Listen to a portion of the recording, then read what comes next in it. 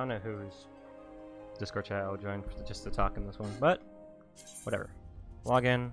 I know. Do we not have a? Yes, we do. Of course we do.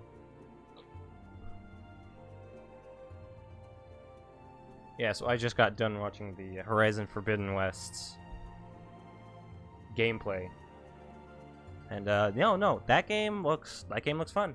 I loved the first one, as you can see over there. Enough to get a poster at least, and I also have a statue of her, but that I got that for free. Because one of my friends works at like a place where they make those kinds of things. So I was able to get one for free. I might show it to you sometime.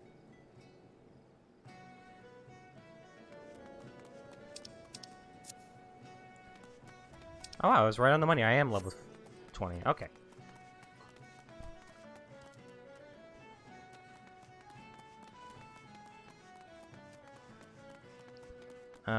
But yeah, no, there are some things I actually do really want to talk about and how much I like about Horizon Zero Dawn, or Horizon Forbidden West. The traversal looks so much better. You don't have to just climb on yellow marked things anymore. You can just look at your fucking. I forget what it was called. It's been so long since I played it. I was hoping they would have a PS5 enhanced patch for the first one so I can play that again, but nope.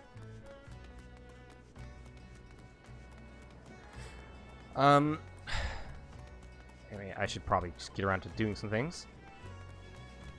I should probably do it's probably pirates, so it's fine. I'll talk more about later. No. Okay. Somewhere over there. Where am I?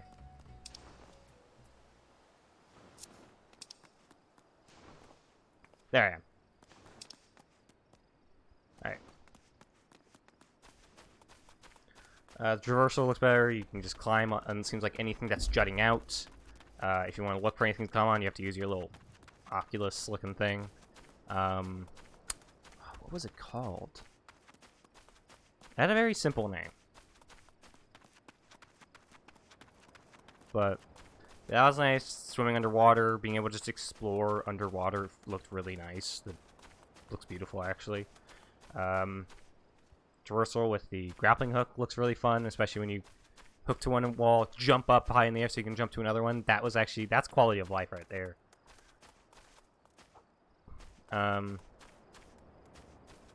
Melee combat looks improved. When she jumped on the guy and jumped off of him to shoot an arrow at him, that looked awesome. I love it when games do that.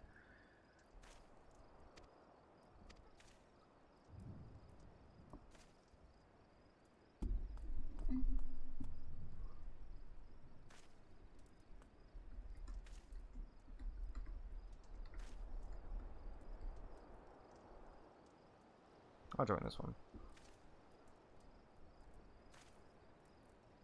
Alright, I had to add a friend.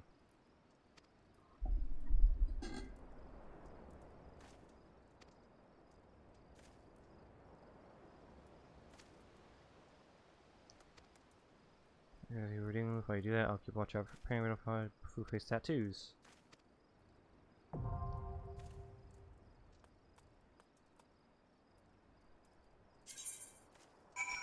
Oh, instance raid.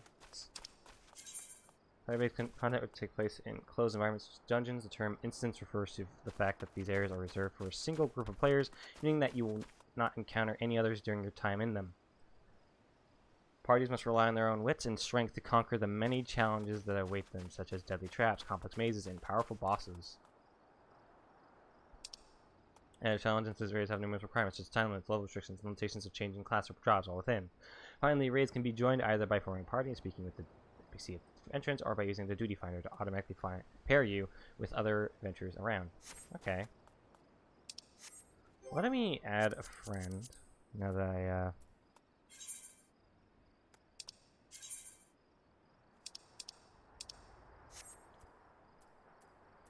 player search.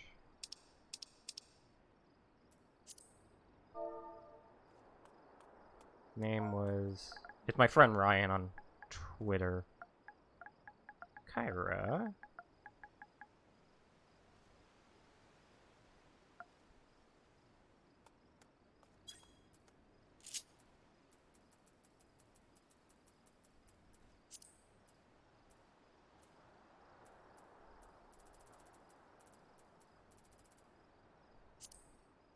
No?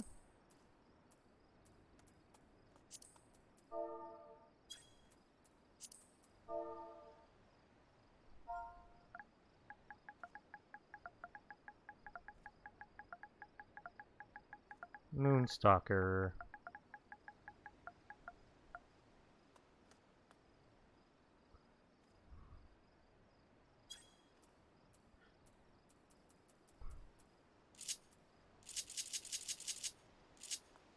I don't know what that means.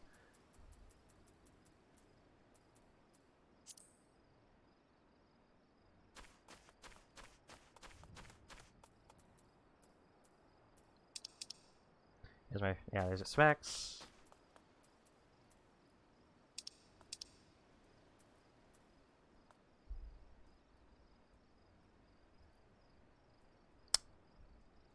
I probably should have looked at that probably a little bit closely, a little more closely, huh?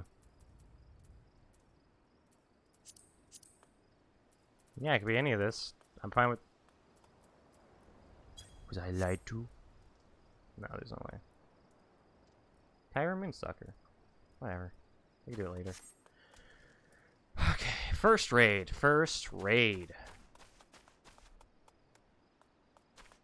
Alright, Specs will join me in a few, so I might as well do some other quests while I wait for him, since I'm sure he wants to join me on my first raid.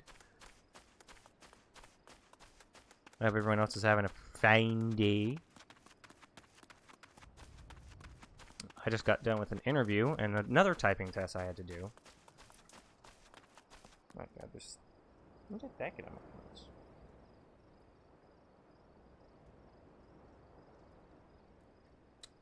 I gotta get some water.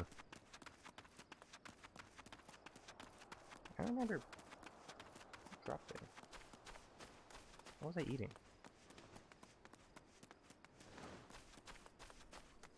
Oh, syrup. Okay. Be right back. I'll be right back.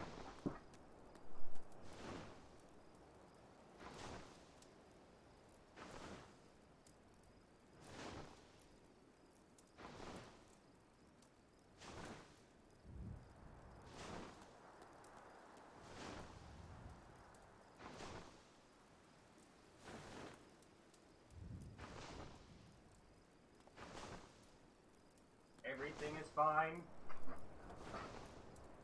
I no longer have a syrup stain on my pants. Anyway, I just got done with an interview and another typing test. I had to take one just to get, like, for an assessment on Indeed. I had to do another one. Did pretty well, I would say. Get away. Go over here. There you go.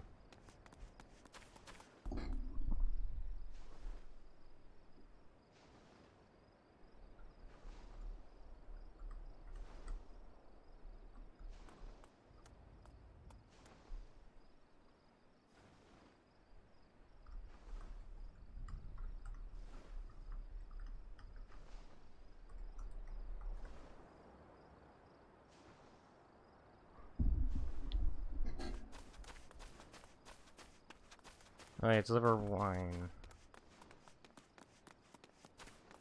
I need a mount. When am I gonna get a mount? Oh yeah, forgot to tell you guys. And you probably already noticed. Maybe. And I did talk about it on Twitter. I did buy the complete edition of Final Fantasy XIV Online because it was on sale for $24. So, now I have the 30-day free trial.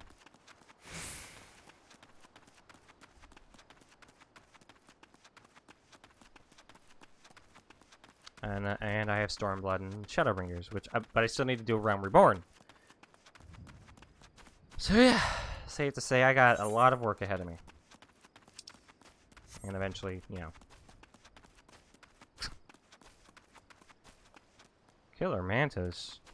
Those aren't nice, probably.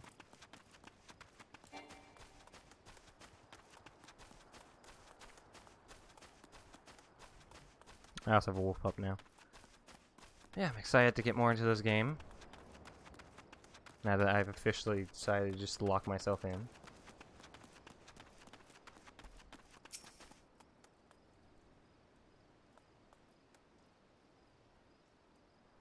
Side gate. I have wine! A bottle of Lowland.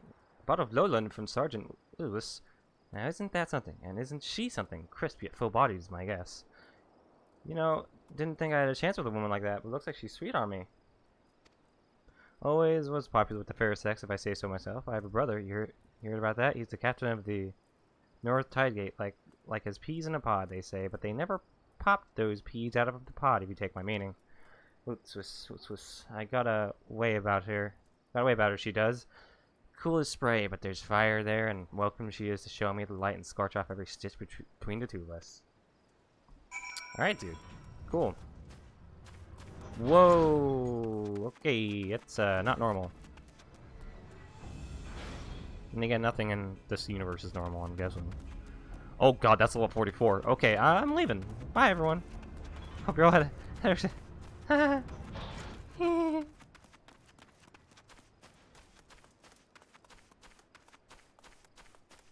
yeah. Alright. Ooh. Okay, I'm trying looking up another person, see if that works. Okay, search conditions.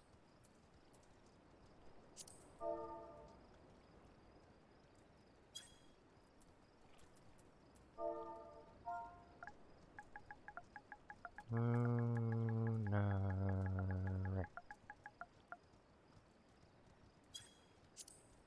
No search results. Okay, so I'm doing something wrong. Let's look up the tutorial. Where is it again? Where's tutorials in this thing? Tutorial.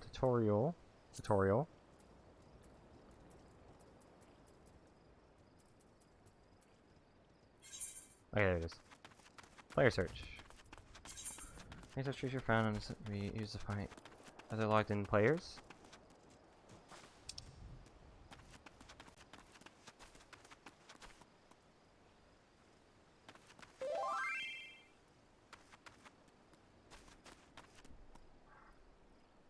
Hold on, someone's calling me. Hello?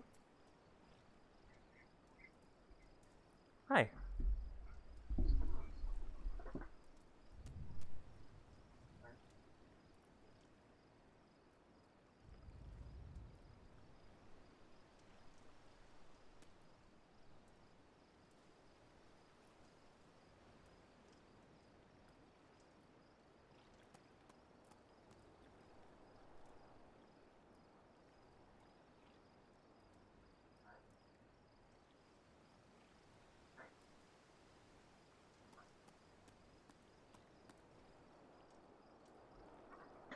Okay then.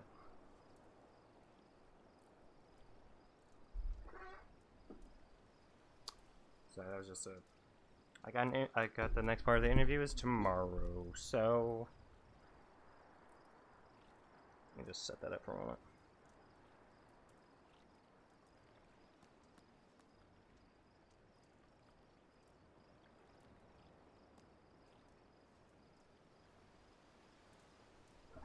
I'll have to look at that later.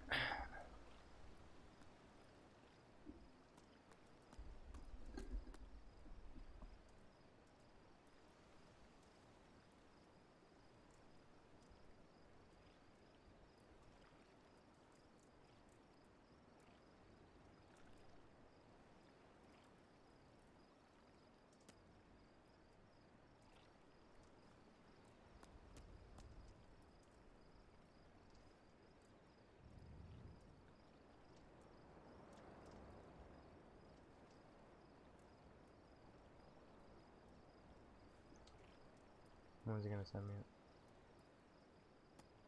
I guess he'll send me it later. Alright, sorry. Busy times ahead. Yeah, I want to get a job.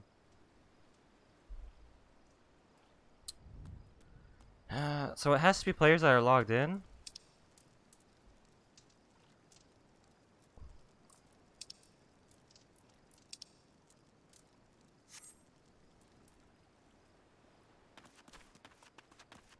Content-based FC. I don't know if I want to join a demon army. That's usually not of the more important things in my life. I want to see what free companies my friends are in. First, they have to be on. But first, they have to be logged in.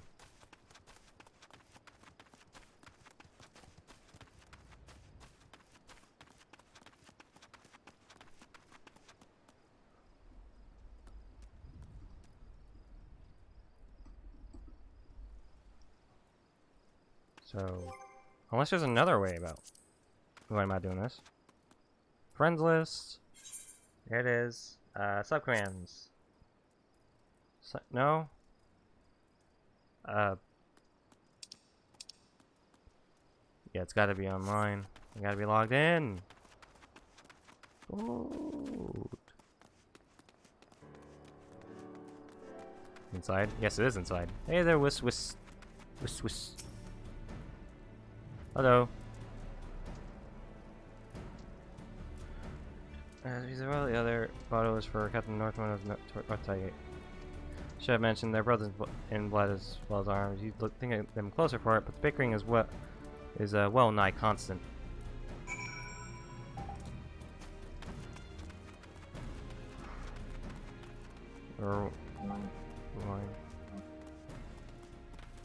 Hello, Specs.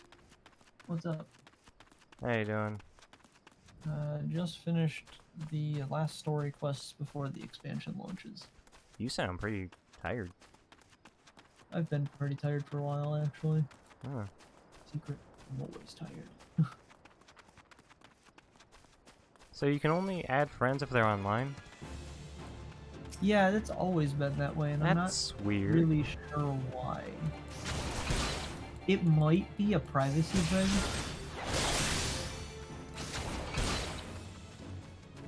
There might just be some privacy clause they have set up, that's why that's set up that way. Or it might just be an engine limitation, because like I said, remember, you have to remember the game's built on what the game originally launched on. Yeah. So it may just be the engine's limited by, it just can't do that without an extensive overhaul. And those aren't exactly cheap. Also, I got my first raid. How far, what level are you at? It's a Lancer raid. I'm at level 20. A Lancer raid? Yeah. From the Lancer story. What are you talking about? Used it, yeah. So, Lance of Death, or at least that's the current main scenario quest I have. Oh. I assume it was a Lancer quest because it said Lance of Destiny. It might be a Lancer specific quest. Those come up every 5 levels, so you might have gotten one for your class quest at level 20, might be what it is. Does that mean you can't join me on it? What does it want you to do? Use the duty finder to enter Tasha. Oh. No, that's actually running your first dungeon. Okay. Yeah, that I can actually help you with.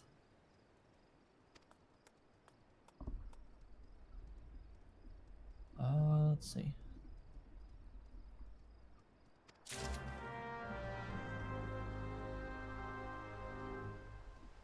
You can invite me.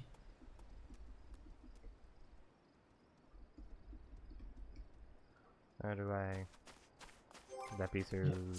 Start button. Go to social. Go to friends list. And then you have to parse the... you have to hit... well, for us it's the square button, I believe. And it'll retrieve online status.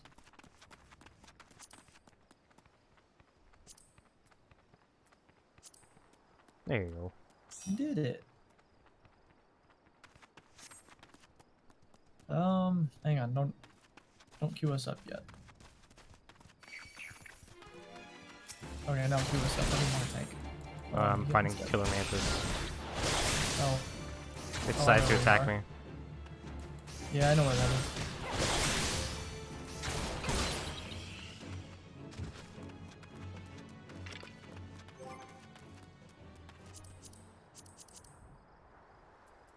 Alright. Duty finder. Join to begin the padlock icon indicates duty that cannot be accessed until you have reached certain requirements such as level or request.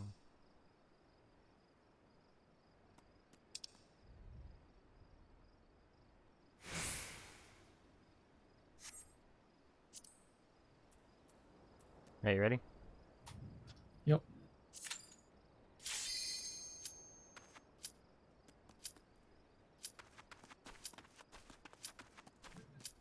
There's a weird reward for finishing the last quest. What's the reward? An emote of all things. So And it's not... It doesn't feel relevant to what happens in the last series of quests. It's just almost kind of a... Here you go, I guess. It's just odd. It's just one of those situations where like the reward is just like, why is this the reward? penalty count? What? Did you not accept the queue? Oh, I thought it was counting down for me to... Okay. I thought... Nope, okay. you have to hit confirm.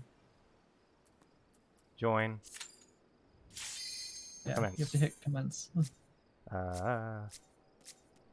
What are you being right now? Scholar. Scholar.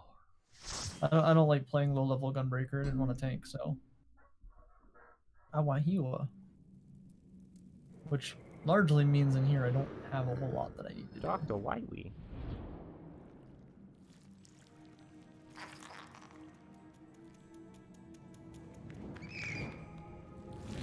I have literally one ability I can use in here. Which is? Physic. I can use the basic healing spell. Cool. And, oh, I can also res, and I can cast Bio and Ruin. No breaks are powerful actions which are only available for performers. Okay, directly above. The tank is new, so I'm not gonna try and like DPS. I don't want him dying. Hey, thanks for giving me all these tutorials in the middle of something. Oh, is it telling you all the Yeah, it gave me like 3 different tutorials.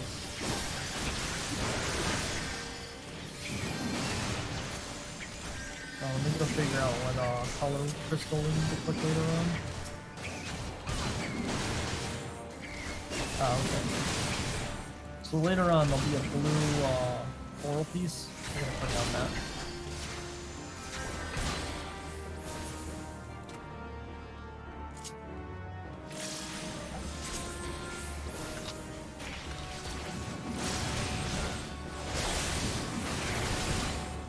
There's a gimmick with colored coral coming up on the first boss in this dungeon. Alright. So I just do damage, right?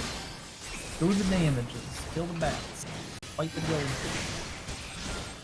All the shit, kill it. Your job is to kill it. The tank's job is to get punched in the face by it, and my job is to make sure nobody dies. Get back here, you dumb bat!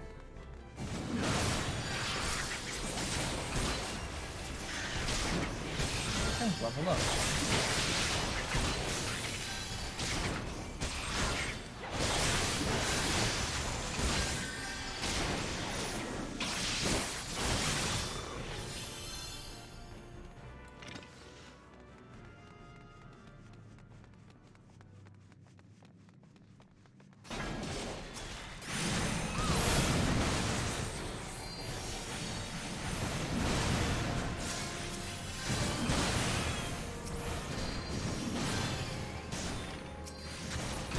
Realize that in a lot of situations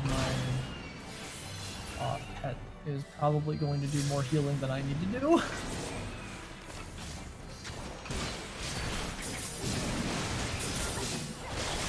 I may as well dot everything up then, since Selena's doing a lot of work for me.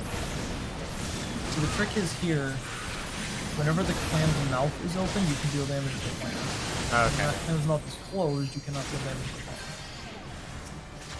Kill the clam. Good job. The clam is now dead. It will no longer spawn Shade Seekers. Until the clam dies, the Shade Seeker adds the pop to this one.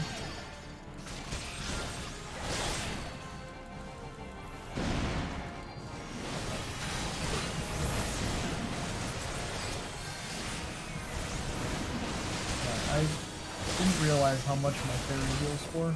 I don't actually have to heal at all, unless the tank starts taking some big damage, as long as my fairy is in range of him. In this case, he's taking big damage. I just went physics. It's hurting.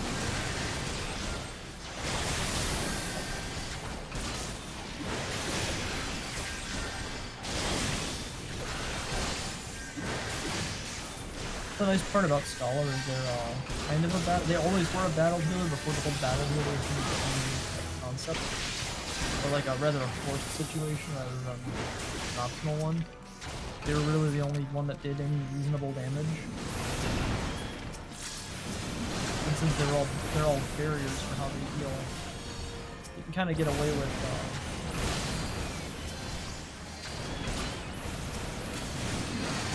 You're doing a good bit of damage because of your healing throughput.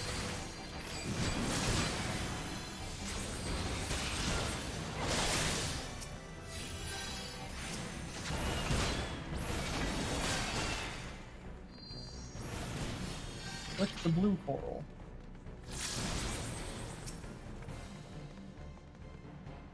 Coral. See the blue of coral formations? Yeah. In this one in particular, there's a gimmick with that. The correct color will spawn the boss. The wrong color will spawn enemies that are not spawned. I'm still chopper.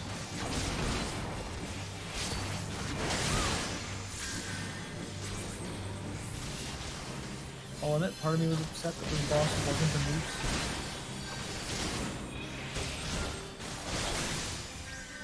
But I have yet to ever see a deer in this game, so... Well, if there is a deer in this game, I think we'd pay attention. And the first boss is dead. It's pretty easy. This is the first dungeon after all. Loot rules?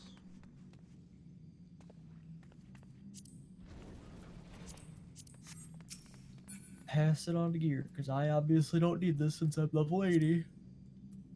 And I'm in endgame gear.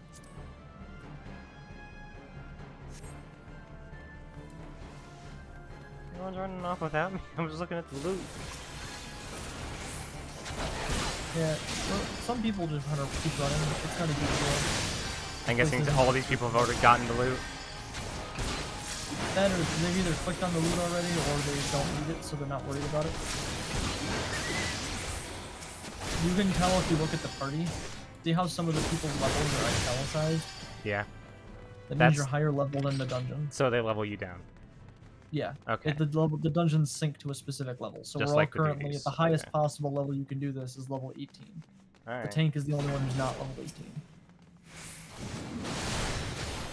This is kind of a boss, I guess. I think it's... I don't know, you fight Captain Madison a couple of times. It's kind of indifferent. Focus his abs down first and then heal him. Focus his single ab down, I guess.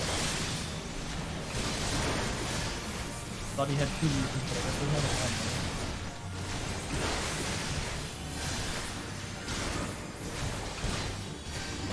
And then pummel punch. He hits like half health and then he runs away like a bitch. Get back here! I guess he does count as a boss. Oh, He good dropped recovery. shit. Is a shirt. I'm not really worried about said shirt.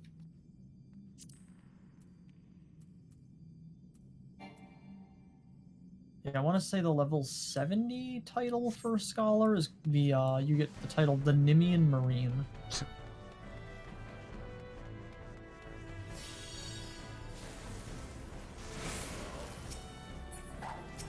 I wonder how the, warrior class plays into that, because they're also part of that storyline. Those two classes come from the same general backstory idea. This room technically has like 4 or 5 different offshoots you can go into with like a whole bunch of extra ads. But there's really not a reason to. I've fought through it once just for the sake of getting the map completion achievement in here. But that was back before you could solo queue unsync. You could run through here at next level and do it. Nowadays you can just come back and do it later. There's no reason to go to those other areas. It was just, it's one of those like, they tried to give us like, they tried to make it like the key up. You need things. Got the key. They tried to give it like kind of a non-linear dungeon style, which some of the dungeons follow, but some of the more recent ones follow a more linear progression. Which isn't bad. They still do a good job. They try to do a lot of non-linear stuff in the world of Zelda. And it works to a degree, and then other times it's just kind of annoying because you go wherever you wanted, but there really wasn't a reason to not just go straight to the end because there wasn't anything you gained from going around all over the place. It's one of those cool ideas that didn't really have a lot of for it. I really like that the tank has a canonical. Like, that's legitimately what a name would look like for that clan of Rogadin. What is it? It's, Ostig Geisborn. What was that woman's name you somehow remember? Oh, you're talking about Merlid Blofus one? Yes. The name I only found out how to pronounce when they actually say it in a voice cutscene. And I only remember it because it's just so ridiculous. But that's their culture, that's what their names are, so it's ridiculous, but just that's how they live their lives. You ever seen fucking Icelandic names? It's a very similar concept. I was thinking more like Gaelic or Welsh names. Yeah, no, their names are based on Iceland. Their Iceland, the black scale dragon people are based on Mongolian, and then the white scaled dragon people are based on 18th century Japan specifically. Because if you want to get super technical, that is where their naming convention comes from. It's still used somewhat today in Japan, but it's not as common. It's more, it's the type of way you say someone's name when you're being very forward with somebody. There are extra doggos coming running by. So. You have AoE, it's a good time to start swinging your spear around in a circle. I don't know if it's a thing you can do. Or if it's a thing you can do at all. Yeah, every single naming convention for each type of every race. So like there's 2 clans generally for both types of race, for every race you can pick, there's 2 different variants of them usually. Mm-hmm. I don't know if that's true for the big lion dudes and bunny girls, but I know it's true for all of the other races. Each one of them has a different culture it's based on, and the naming convention follows suit, which is really cool. Yeah, like the I'm a Highlander. Mm-hmm. That's right. Yeah, they have their own unique naming convention that goes with theirs. Even if you've noticed, a lot of the Lalafels have names that are like Lolorito, Rolorito. Yeah. That is an intentional naming convention. That is how their culture actually names themselves.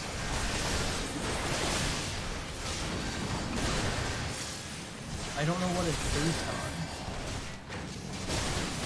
but there's a that is an actual naming convention that goes with it.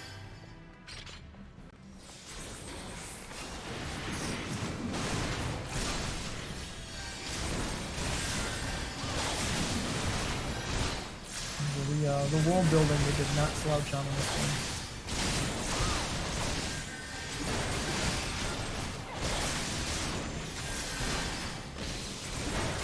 It's not exactly a game you can just kind of play and ignore the lore. Well, that's exactly what Praise did. Put the lore right in your face.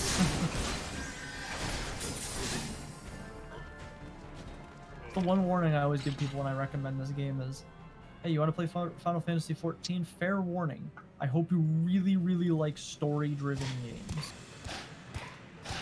Because it's very story-driven. How story-driven? Every dungeon and raid has lore to it. What do you mean? I mean, they would actually actively RP in the actual dungeons. You have quests that lead into them. It's like old school WoW stuff where you had to attune to be able to enter raids. Which was always a really cool feature, and a lot of people are actually rather upset that they do it. It's done for accessibility, but it's one of those things at the same time almost feels like it really shouldn't have been featured. So this boss does have mechanics. You notice unnatural ripples. If you look to the one on the left there, it is starting to bubble. Yeah. The objective is you're supposed to interact with that, but given the fact of how scaling has changed over expansions, the dungeon's never really been updated to deal with that. So if you just focus the boss, you can actually take the boss down before actually dealing with the mechanic. You can tell it spawns in guards, but as soon as the guards spawned, we beat the boss, which immediately despawns the guards. Also, there's a thing for player commendations. We can give out commendations to other players, which those things then turn into you gaining achievements and unlocks for getting essentially good boy points. It's a system that by itself, without any kind of TOS situations, effectively makes people not be toxic, because you're rewarded for not being toxic. How do I do that? I have 460 player commendations for reference. And I mostly play DPS classes, if that's any inclination of how much that matters to people. How do I give people commendations? You click on the little purple thing that says player commendation, and then pick someone who's not me. Because you can't give it to someone who you're partied with. Ah, damn. Granted, you have to do it before people leave the group. Damn it. So if people exit, you can't give them out. I wanted to be wholesome. And there's nothing in the loot chest that really interests me. I passed on everything. No, it all just disappeared. Now I got a player com. You get them pretty commonly for being a healer or a tank, because you help someone get the queue without having to sit in queue for any longer. But I usually give it whoever's doing mechanics. So if I see someone running mechanics and actually doing what needs to be done in the fight, I'll usually give it to that person.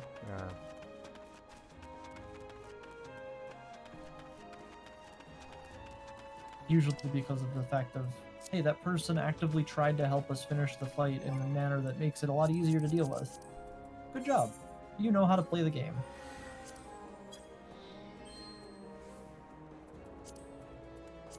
I still have 10 levels to go on Gunbreaker. I still have I think 8 levels to go on Ninja. Yeah, I have 8 levels on Ninja, I have 10 levels on Gunbreaker. I got 20 levels on Machinist to get through. Good thing I have till November, because I really don't want to put up with that right now. I had the itch to grind, and then I hit it too hard, and now I don't want to touch it. Now it's like, fuck. Please no. Not now.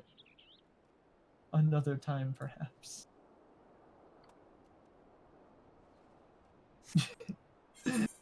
Actually cussed. God, how do I move that party list? So Chris just tried to get a PlayStation 5 on the new drop that went up for it. Uh-huh. And he got the error. Sorry, this item can't be shipped to your selected address. Ooh. Actually cucked. Oh my god.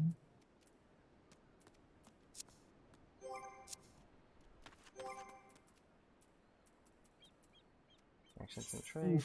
What do I got So now? it's so rough. Well, fuck, Thanks. Double Dragon 4, Double Dragon Neon, and Double Dragon 4's vinyl sheet is getting a fucking limited collector's edition through Limited Run? God damn. Lowers target That's pretty strength fucking and dope. dexterity by 10%. That is pretty dope.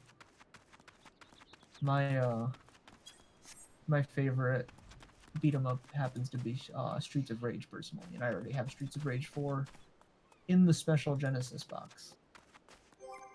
Nice. From Limited Run. For this, it's literally just a Switch game in a Genesis box.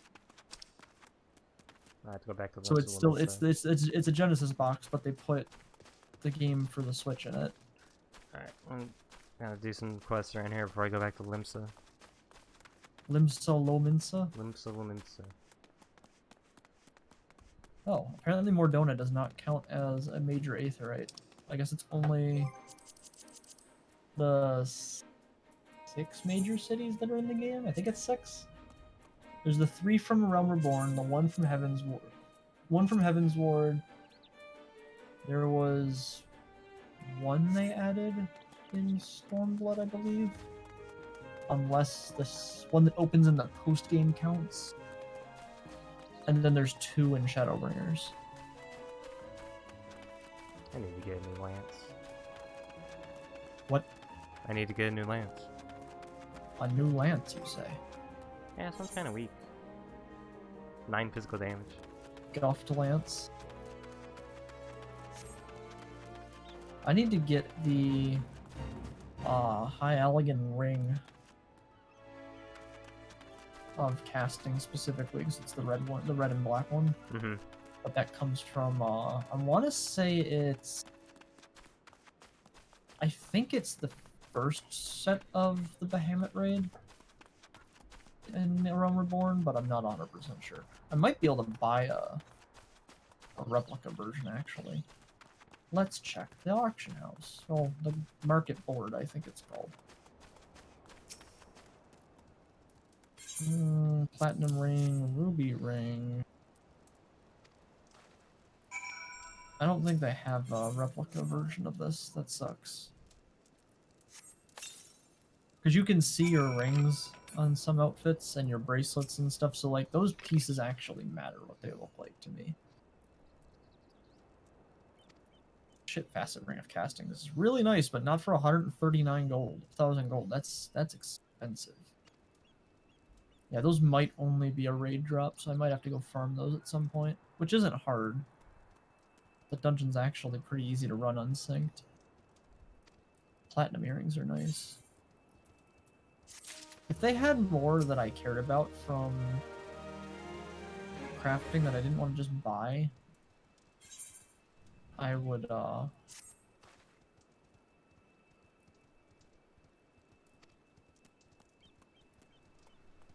Oh my god, I just saw a fucking...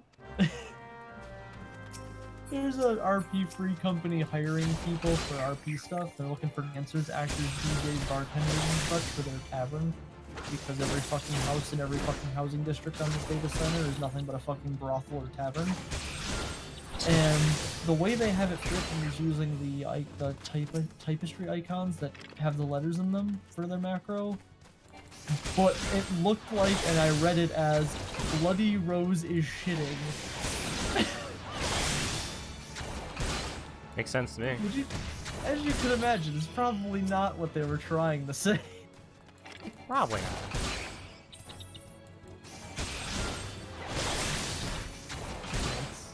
Those data centers, like I play on it because all my friends play on it, and all their friends play on it. But RP servers are only fun for so long until it just becomes overcrowded and part of the fucking game itself becomes overcrowded and unusable because of RPers.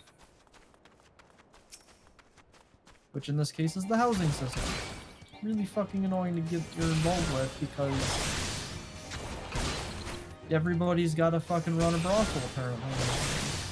Eorzea does not have enough fucking brothels. Never enough. Fun fact. There are more brothels in Eorzea on just the Balmung server than all of Greater Las Vegas. And I say Greater Las Vegas because that's counting all the suburbs. That's not counting just the city itself.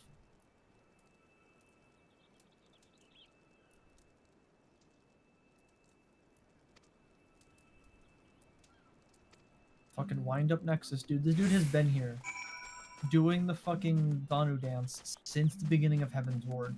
It is now the end of Shadowbringers, and this dude is still here.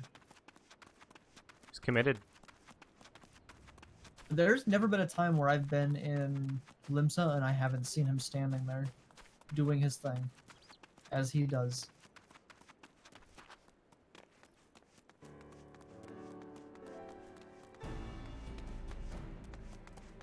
Weird I haven't checked recently. Like, all of this expansion recently is,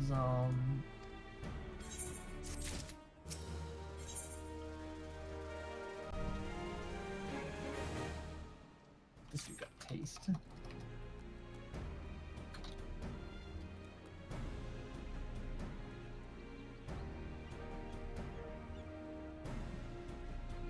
Is that the beginning of... Is that Limsa or is that... I'm not sure. I don't know what class Yoko picked.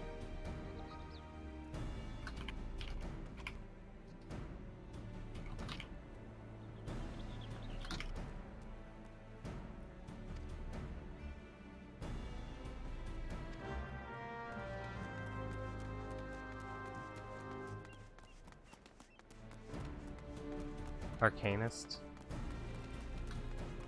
Yeah, that's the Limsa thing. You come in on a boat.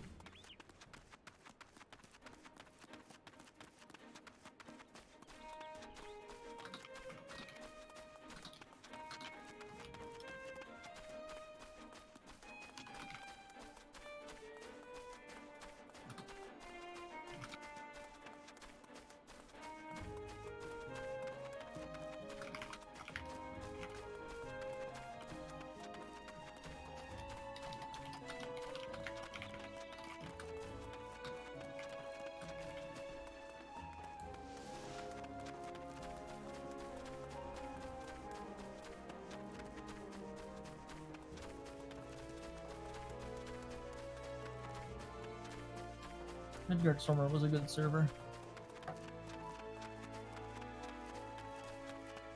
It's been so long since I've come to the Wolves Den for PvP. There's not only quests opened up here, there's also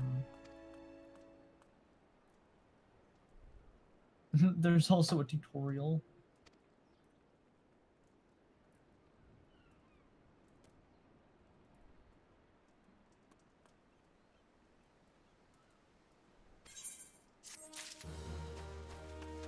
Oh yeah, I haven't been here since they added rival wings. Holy shit.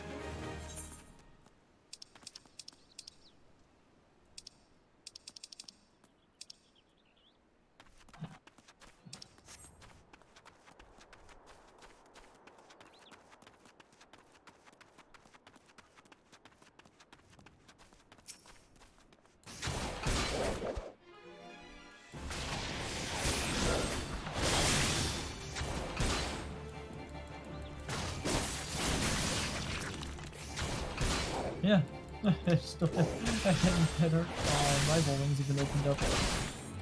I have been here not once this entire expansion.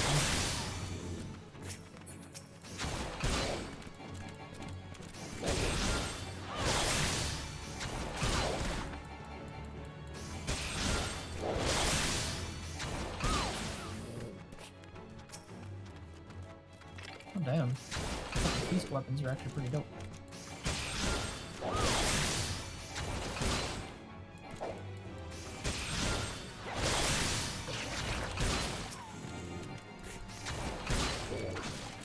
Okay, so where's the...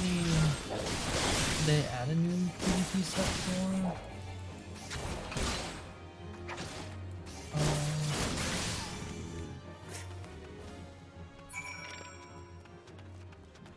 Oh, they did add a new PvP set. Oh my god, dude, it's got big fucking... Kamen Rider energy, holy shit.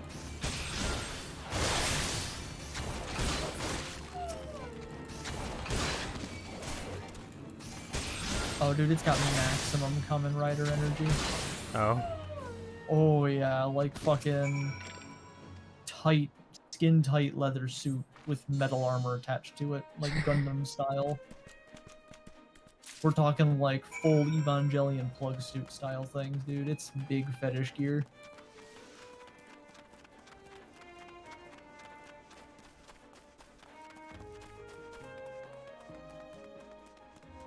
At least the striking set is. I haven't looked at the defending set and the aiming set yet. The scouting and striking set generally look the same though.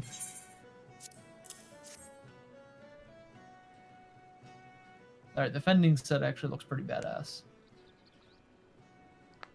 But yeah, they're all basically like some degree of plug suit. Apparently, Reaper's supposed to be going on the maiming token, but I don't know how I feel about that. I feel like it would make more sense in the scouting token, given how it moves. Token? So, once you get past a certain point in the game and jobs get applied, each job ends up on a different shared thing. So there's for melee classes, there's 5 different options. There's fending, maiming, striking, scouting, and aiming. So fending is all the tanks, which is Gladiator, Paladin, Marauder, Warrior, Dark Knight, and Gunbreaker. All 4 tanks that use the same item roll. So they're all going to use fending style gear. Currently, it's only Lancer Dragoon uses maiming gear. They're the only class that uses that particular type of gear. So what I'm wearing is maiming gear? Striking gear used to be only pugilist monk because that's the progression of that class. And then samurai got added to striking in Stormblood. Scouting is unique to rogue and ninja. And then aiming is archer, bard, and then the machinist and dancer classes are also aiming. Because they're all the ranged classes. But given how Reaper looked in the show-off for it, it looked like, oh, that would make sense to be on scouting. It would be light armored, right? Mm-hmm. But they're putting it on maiming for some reason. And maiming is like, the way the gear looks is, it's like a generally slightly lighter armored version of the tank gear. So I don't know how I feel about that. A lot of their gear is bulkier than what seems like should be on the Reaper.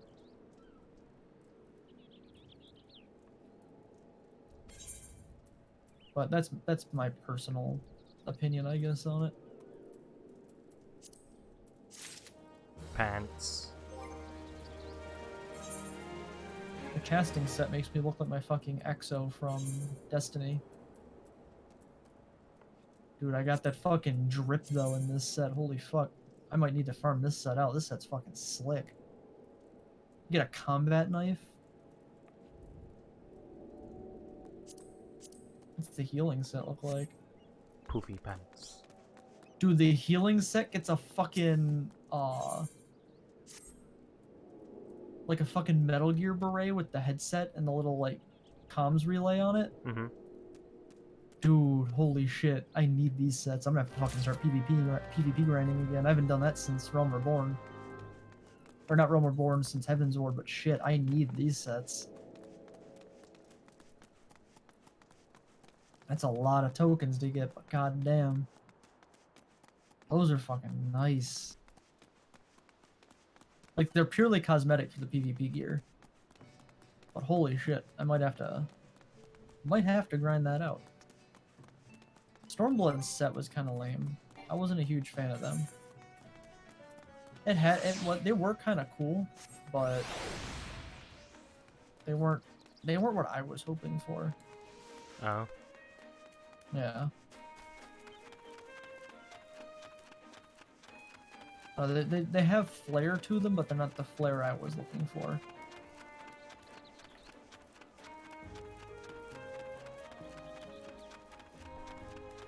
Like the PvP set wasn't bad, but it has those like Oni masks for the samurai set. I wasn't a huge fan of those. Like the first set they released for PvP played off of like the Oni of ancient Japan, and then the secondary sets were kind of like a Roman outfit.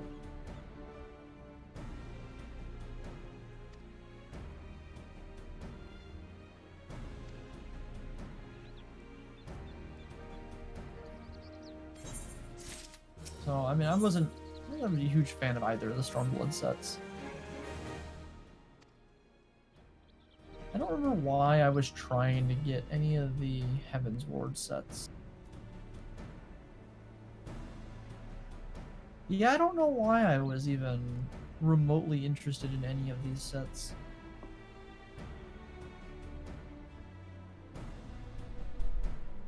Like, none of these sets were good.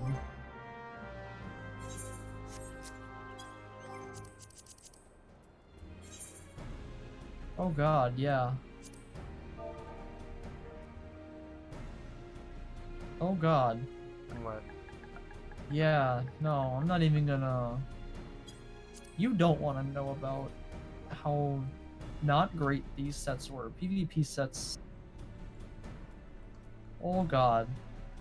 Holy shit, Heaven's Ward, what the fuck? Yeah, no, I'll put it this way. The sets for Shadowbringers are the first time PvP sets have been really good looking in this game. Oh.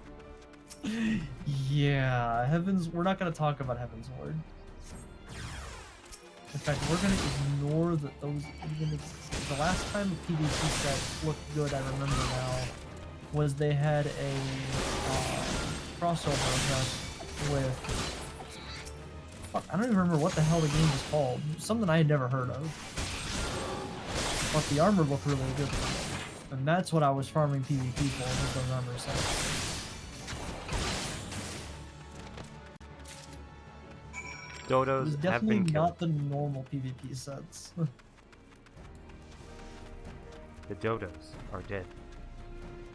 The what? The dodos are dead.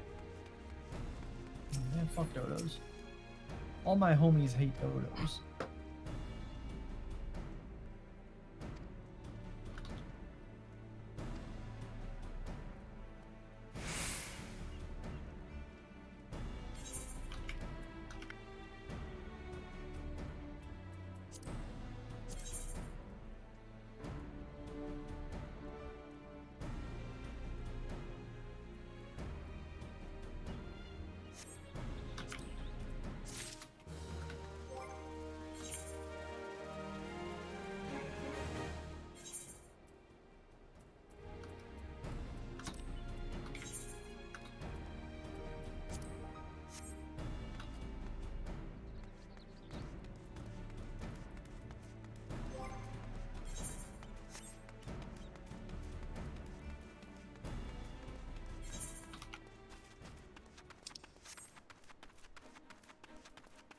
Should be all the quests around here.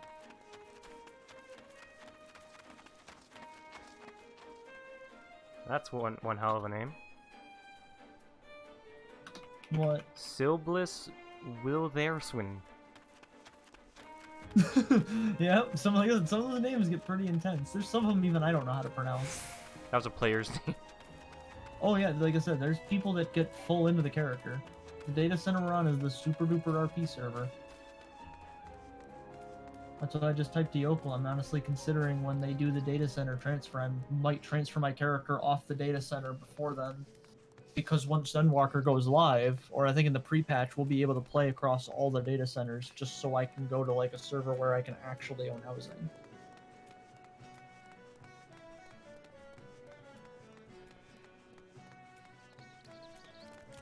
Because if I can jump on it early, I can get to the housing before all of the RPers collectively take over all of the housing on every server, literally everywhere. Because I know for a fact that is exactly what will fucking happen.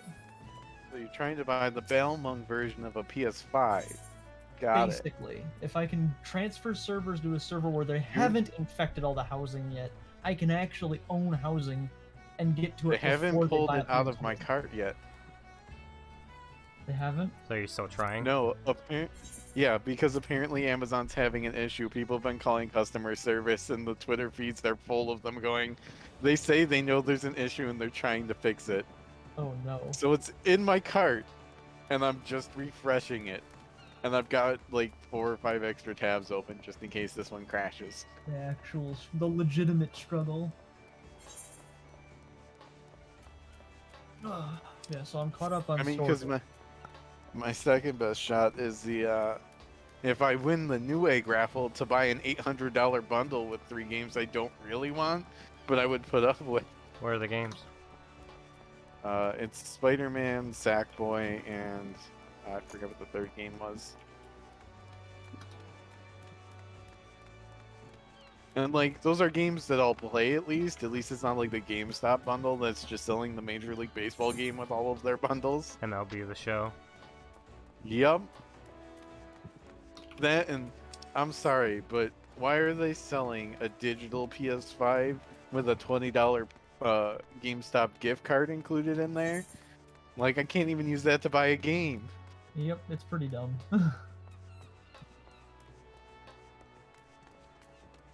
Granted, I'd rather get the disc version of the PS5, but at this point, I'll take either. Right. I feel that.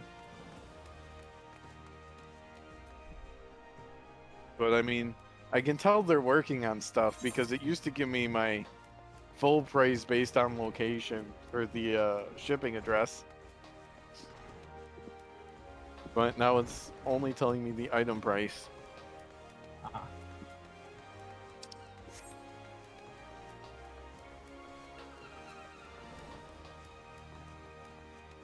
But at this point, it's funny. I called my my brother to ask him if he could see if it would work with his address, and it didn't. And we were chatting, and next thing I know,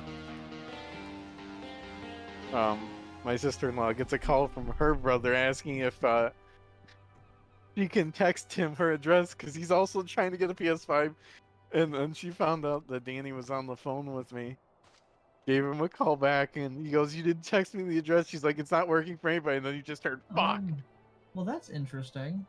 I just got an alert on my phone from Eurogamer.net. Microsoft and Bethesda set June date for this year's E3 adjacent Xbox showcase. Yeah, I heard about that earlier. Huh. If they're not planning to show it off at E3, that must have some serious confidence in what they have to show off. Show what off? Exactly. I don't know what they have to show off. I'm hearing from some people that their insiders are being told to temper their expectations for it. Really? Yeah. I'm surprised. All I know is that the way after they upsold the Series X, I really thought they were gonna have, you know, even if it wasn't like a big game release for it, aside from like, of course, you know, Halo and your staple Xbox titles, I figured they would have really leaned into having some other like really big like push for something. The medium. Given that they're trying to do that whole where it has, instead of it competing as a console, it's meant to be like, you can't PC game, but now you can game with your PC friends on a console that can keep up kind of thing. Which, I mean, realistically, you can already do that with the PlayStation as well. So that really isn't new. It's just that Sony's very lackadaisical about wanting to have crossplay because, you know, if you can crossplay, people won't buy your console. To say nothing of there not being your console to actually purchase being a bigger issue. But I'm really surprised by Xbox. I really thought Microsoft had more to bring to the table. I would have thought they would have gone all in on this and like really done something with it. Well, they have a bunch of studios making a bunch of games. They're just not ready. I mean, I guess, which at that point it really kind of almost takes the same route that the Wii U had of it being a really cool console, it having a really great idea. It had no launch titles. It didn't have anything launched for it until things started coming out at the very end of its life cycle, with Breath of the Wild being the last major title that launched on the console, because that was a launch title, or it was a title that launched on the Wii U first. It was ported to the Switch.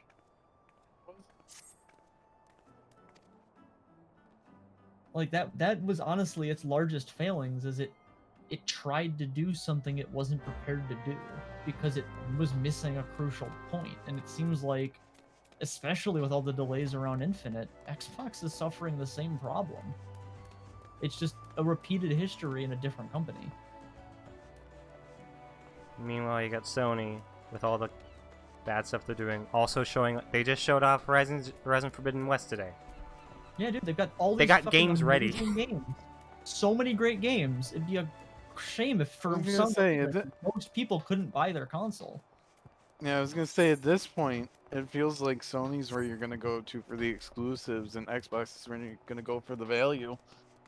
With how I constantly hear about they're just adding more and more stuff to the Game Pass. Yeah, oh, yeah. I mean, their Game Pass and all their their actual like core parts and concepts around what they're doing is really solid. But it's I feel like their biggest problem is their marketing is like non-existent. Their marketing is posting memes on Twitter. Yeah, I was say like they're not marketing. The marketing is making a fridge. Yes, the Xbox, for the literal Xbox fridge. Not even the meme that looks like a fridge. Like, they made an actual fucking fridge. That happened. That was real. There may only be one of them, but it still happened. So what did you do on your Thursday evening? Refreshed an Amazon cart till I finally got it removed from my cart. I mean, that just happened. It's still in there, and I'm doing nothing until it disappears. I was gonna say it hasn't turned into eyes yet, has it?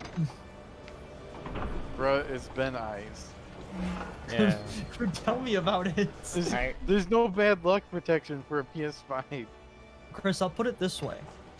It has officially been longer trying to get a PS5 than it was for me to get a Nintendo Switch. Well, yeah, your Around the issue Switch with time, getting there the wasn't a Switch is more shortage you of like didn't computer have... parts. I was gonna say your issue with getting the Switch was you didn't have money when it first came out. And then they didn't exist you- for a year. And then the scalpers also made things. Ugh. Yep. And And now you've got I both have the to say, shortage I of don't parts think and this- scalpers this time. I think the scalpers are probably gonna go after the Switch Pro 2, but I don't think they're gonna get as much out of it. Because unlike the PS5 and the Xbox, The Switch doesn't There- have scarcity. You can still play I was- all the I games was without any yeah, issue. that's just it. You don't need the Switch Pro, and there's gonna be a lot less people who don't already have a Switch who want a that are Switch gonna Pro. go like, yeah, I'm gonna drop like $400 on another Switch. Like I might, but there's no Yeah. reason to unless it's. I was gonna say if I distinctive, like, had a fucking way to play the new Ratchet and Clank, I could probably hold off because I mean, well, there's other PS5 games I want to play. Ratchet and Clank's the only reason why I want it now. right? I mean, like I don't need to play Animal Crossing in more than what it can already be. Now I gotta play that at you know. I gotta, you I just gotta be able to you hand gotta- Tom Nook a sack of bells at 4K 60 on a monitor that can't even actually do. And I want to see him 4K. licking his cracked lips as he gazes upon the bells. I don't know if either of you saw my tweet. I know Drew saw it, and I know Strat saw it, and I know Tony saw it. I know a whole bunch of other people saw it. But I judge games on the Dragon Quest III rule. That game to this day has the best graphics I have ever witnessed in any game. Which one? It is a 16-bit game that launched on the Game Boy Color. I actively play old school RuneScape, a game that launched in 2007, and that version of the game has never had a graphical improvement. If I gave a fuck about 4K graphics, I have yet to find it. Gonna say, Your game could have the coolest fucking graphics ever. That is not a relevant scale I judge my shit on. I care if your game is fucking playable. Speaking of Dragon Quest 3, have you seen the literal like Twitter wars over people getting mad that there are people who are excited that they're essentially using the same style as Octopath? I was for say it the looked a lot remake? like Octopath, which has me super Yeah, excited. I yeah. love the And concept of Octopath. all these people who know nothing about engine work and anything keep referring to it as the Octopath engine. Oh my god. And the people are nerd raging. That's just Unreal Engine 4. It's like, who the fuck cares? They're just excited that the style is dope. I have taken it upon myself, and I needed to learn this from Jeremy, and I really should have learned it from Jeremy years ago. And I've started taking a page out of Quill's book now, so now it's a page out of both of their books. For the sake of my mental health, who gives a fuck? I have stopped getting Basically, involved in the like- drama. Like, Like I wasn't way aware I of that have until my you mentioned it. I was gonna say, the way my Twitter is set up, 99.9% of the time, there's zero drama on it. And if there's a big social issue happening, then I'll start to see things. Like when it gets big enough that people who exclusively try and stay out of drama feel like it's something they need to comment on, which Right. isn't very often. Yeah. And all of a sudden, I just started all this stuff popping up, and it's just like it's not even the people on my timeline commenting on it; it's them laughing at the people who are like nerd raging over it. It's like, yeah, it is Unreal Engine 4, but what does it matter? I'll say that was the one thing I was Speaking kind of of which, upset I about need though, when they to, did do the event when they had it where you could get 1, 2, and 3 when 11S launched. Well, I was gonna say 1, 2, and 3 are currently on sale on the Nintendo eShop. My only issue with it Actually, is though is I on there. didn't like how they changed what the character models looked like in those games. Like I both liked it, but I didn't like that it wasn't just a direct port of the NES into That's Square because Enix it's for a ya. port of the mobile version, I believe. Yep. yeah. Square Enix is weird I about it. really wanted it to be a port of the Game Boy Color version because those were the best versions of those titles, honestly. Yeah, I liked it. I was gonna say I can respect the NES ones, but the Game Boy Color version really felt The like Game it Boy gave Color things versions were the personality. ones that added. That's where you were able to get the true ending of 3 on the Game Boy Color because to get the I true was ending gonna say of 3 3 is the only one I haven't played because I never Yeah. owned it. because 3's canonical ending requires you to have collected every gold monster medal in the game, which was a feature that was added in 3. That gives you the true actual ending of the game. Because there's the ending of the game ends normally, and it does have a resolution, but there's unanswered questions that happen because of it, and the Game Boy Color version actually finished that off with an extra dungeon that opens up. And what's cool about that is that the character that shows up in that dungeon is actually one of the strongest monsters you can breed in Dragon Warrior Monsters 2, Terra's Adventure and Kobe's Journey. Which were the one thing I wanted to see yesterday that I was kind of sad I didn't see, but I'm totally happy the fact that what I wasn't expecting to see is actually happening. I wanted to see Dragon Warrior Monsters games come back, either in a remaster or we finally get 3. But I'll take Dragon Warrior 3 remastered, like 100%. I'm completely okay with that. That is my favorite game of all time. I played through 1 and I played through 2, and I think I liked 1 better than 2. I need to finish 2. I really enjoyed playing through 1. 2 one is a really felt so massive compared to 1. 3 is 3 times the size of 2. I was gonna say, because literally there was a small section of the world map in 2 that was all of the 1's area. Yep. And then in 3, there's an entire world, and then in another entire world, and then another entire world you go to.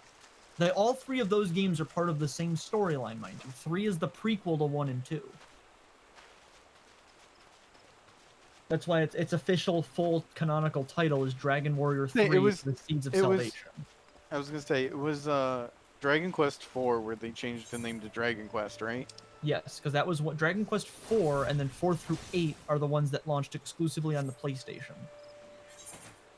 Because that was when Square and Enix had their, because Dragon Warrior 1, 2, and 3 were originally made under Enix, and when Squaresoft and Enix entered a partnership, that was when they ended up getting the deal with Sony, and their titles became a Sony exclusive up until Dragon Quest IX. And that's when we finally got the first Dragon Quest in, I think it was almost 20 years at the time, on the Nintendo 3DS. Which was huge. I fucking loved Sentinels of the Starry Skies. That game was so much fun. It was hard. I remember the 3DS one because you had it. I remember the 3DS one because you had that one for our trip down to Virginia Beach. Yeah, I loved that one because what that one did, that I was actually upset 11 didn't, was in 9, you played as your main character, and you could change what class your main character was, but you didn't have NPCs that all joined you as a specific class. You did the same thing you did in 3, where you can pick and choose what classes you want to follow you around, and you can name them and design what they look like. Rather, you couldn't do all that in 3, of course, because it was an NES title. But you could go, you play as the quote unquote hero class, and then when you start the game up, they go, well, you go do the story, but don't make the same mistake your predecessor did. Take allies with you. You can run the game 100% solo, and it's basically hard mode. I don't recommend it. The game is really fucking hard to do solo. But instead of in 2, where you had the 2 other people who joined you, and you were all you were all the luminary there. And like, unlike in 1 where you was just you as the luminary, you play as this character, and then you go and get other like mercenaries essentially to come with you, and you can get all the different classes. There's warriors and priests and mages and thieves and merchants, and you can pick 3 characters. You can make a whole bunch of characters, but you can have 3 people with you at a time, and each one does a different thing. It was the first time they introduced that, and from what I've seen, they didn't carry that through 4 through 8, but then they reintroduced it with 9, and I was really happy that it came back because I really, really liked it. So when it didn't show up in 11, I was like, oh, I like all these characters, but I liked being able to like meet characters as I went around, and those characters had impacts and that mattered to the story. But the story's different in all the other Dragon Quests other than 3. 3 is very unique in how its story is told compared to all of the other Dragon Quests. That's the predecessor story.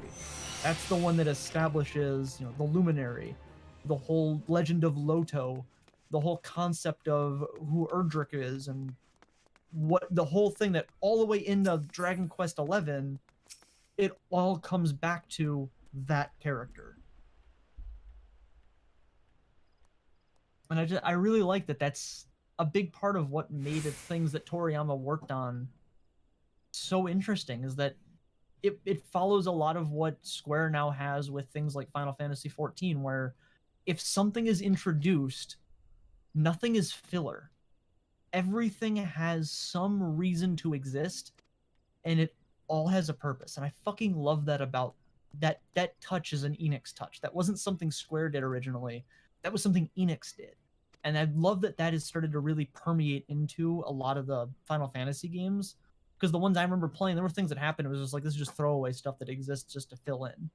And that never really existed in those games. And now it's starting to go into all of these Square Enix titles. All have that.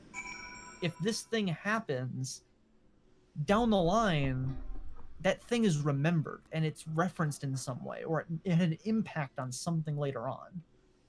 And it's such a huge thing that I love seeing games do because continuation is massive. You know, Yeah. you guys still there, or did I like disconnect and not notice? I'm still here. Can you hear me? Oh, okay.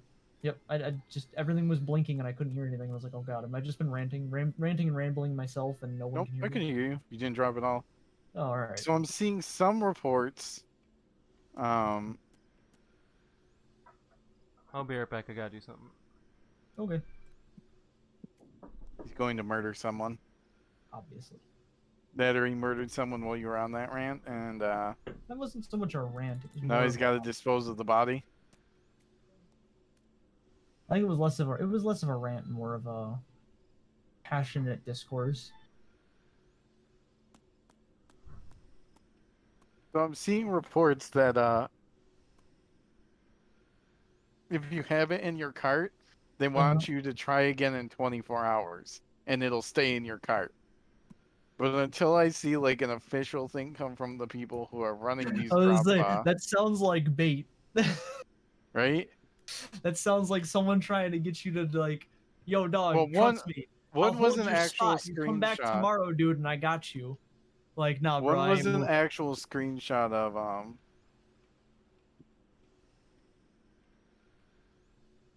one was an actual screenshot of someone using the uh text chat customer support.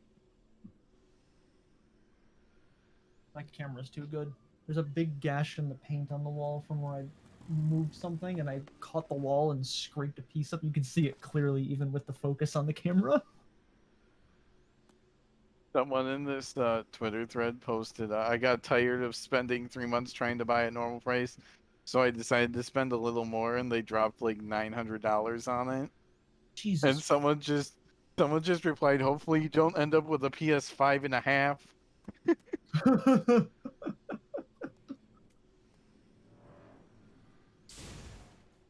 That's wild.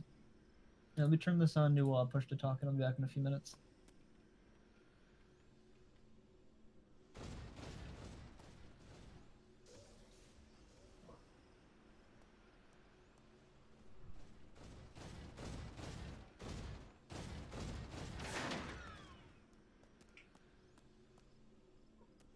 So fun fact, in Discord, left control is just control, but I'm right back. control is listed as right control.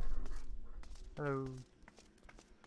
Okay, I'm actually gonna be back in a second. I gotta. Which one's the real control? That's the real question here, isn't it? Well, no, there's the control, and then there's the right control.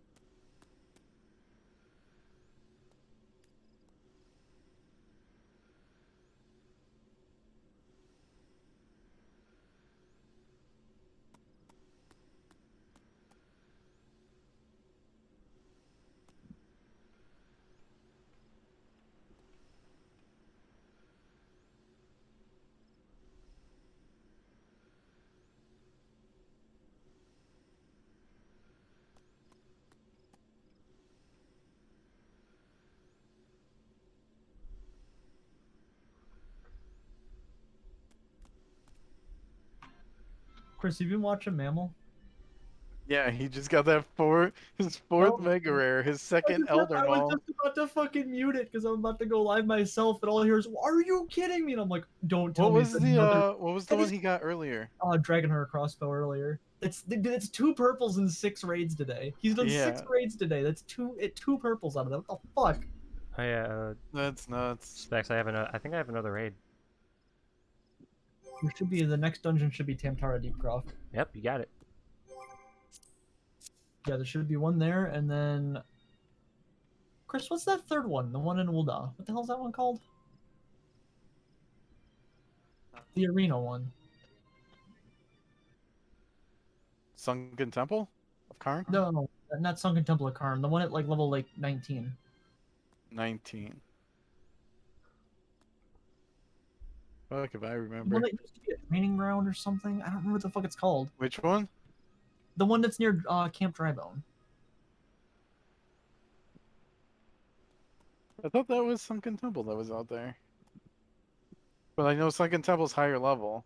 Yeah, Sunken Temple's the one at 35 that's out near the Emulsion camp. Yeah, and the level 30 one's Cutter's Cry.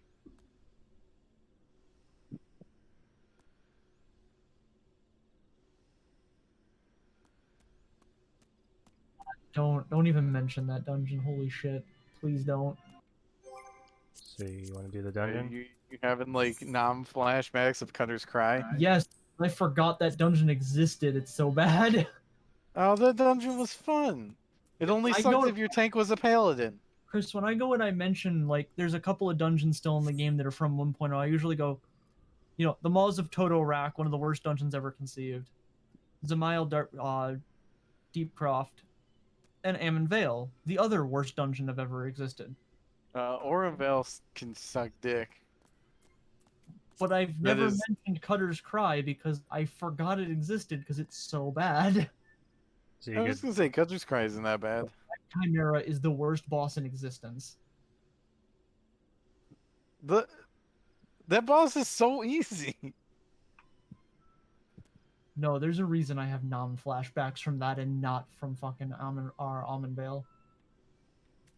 I was gonna say Orenvale is the absolute worst.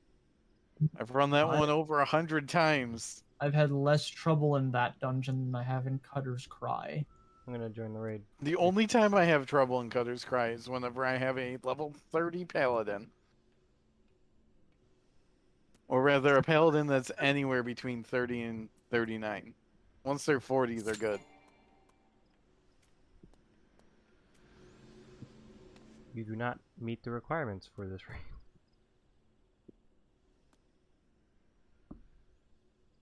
Don't meet the requirements for what now? Specs does not.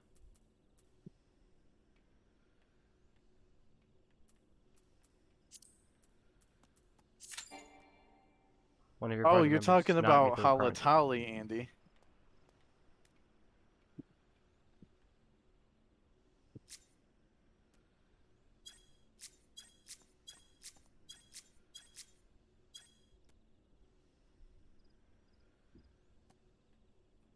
I was thinking of. I have to get used to push to talk. Let me go pee real quick. I'll be back in a few minutes.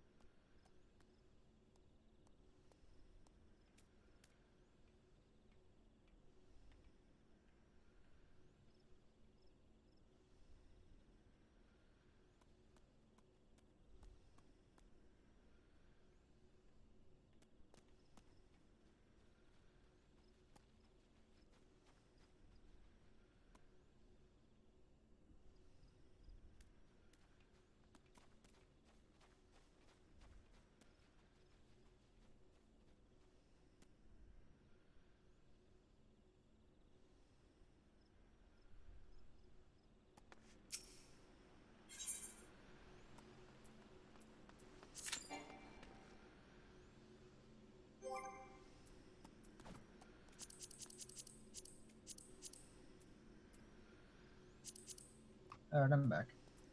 It says you don't have the requirements for this raid apparently. Well, yeah, I can't run dungeon if I'm in another game altogether. No, I hopped on to run the ones. I didn't realize it was going to chain you right into the next one right away, because I was going to play some RuneScape tonight. You need to boot Andy to the curb. I guess so. Kicked me out of... straight off a cliff. I mean...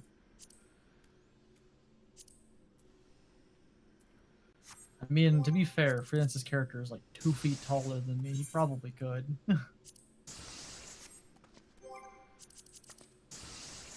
Potato. Dodge its kicks. You say that, but that's not how that works, unfortunately. Now you just legs can't touch you. Should I just disband the group then? Yeah, if you just disband the group, it'll drop me from party, and then that way you can you can solo queue still.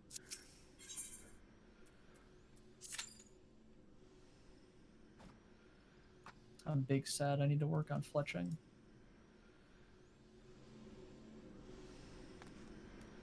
Unfortunately, ammunition is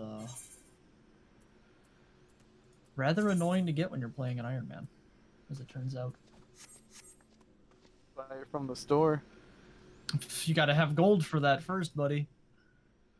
I mean, if you got members, it's not that hard to make cash.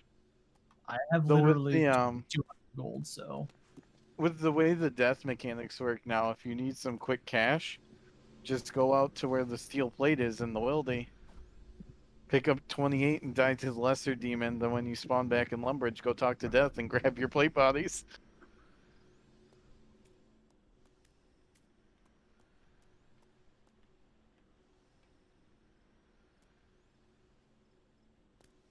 You could do that, but that's not how I intend to play the game. I ain't trying to min-max. I have full intention of putting another 15 years into this account now, so I plan on being here for a while. Yeah, that's fine. I'm not telling you to min-max here. I'm just saying if you're looking for easy starting cash early on with no requirements, plate bodies and plate legs spawn in the wildies, so do earth stabs. But I have logs to cut because I need to make ammo. I was gonna say, if I was telling you to min-max, you would be doing nothing but thieving and going straight into blackjacking. Yeah, we're also not gonna do that. Yeah, no, even I'm not willing to do that, even if I'm trying to be slightly efficient. I have no intention of being anywhere near efficient. In fact, my whole goal may as well be to be the least efficient Iron Man of all time. Did you get your free 10k from the security stronghold? On my old school one I did, which is why I went, which is funny because I chanced my hardcore status I have by accident on old school doing that. I almost lost it. I finished on that. That's when I found out that you told me that you don't need to have anything higher than a steel hatchet for Wintertod. And I went, oh, okay. In the back of my mind, I went and chanced the hardcore and didn't have to, but okay then. John was laughing at me because I've been pickpocketing women up to like almost 40 thieving at this point to get gold. Because I needed 20. Hey, can't you do guards at 30? Nope, 40 is guards. Oh, okay.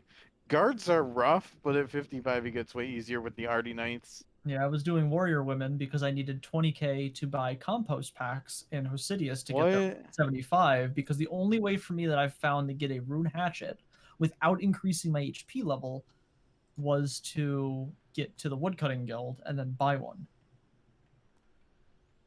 And then you went, I was gonna say, to do that because you only need a steel. That's gonna be your best bet for a rune hatchet is out of the woodcutting guild. I don't think there's really a good drop spot for it until you have like berry rings. Yep. Which I was like, oh, I could do the tree spirits. And I went, oh wait, no, I could do the tree spirits in leagues because Lost City. They auto-completed. So that's why. Yeah, because they auto-complete.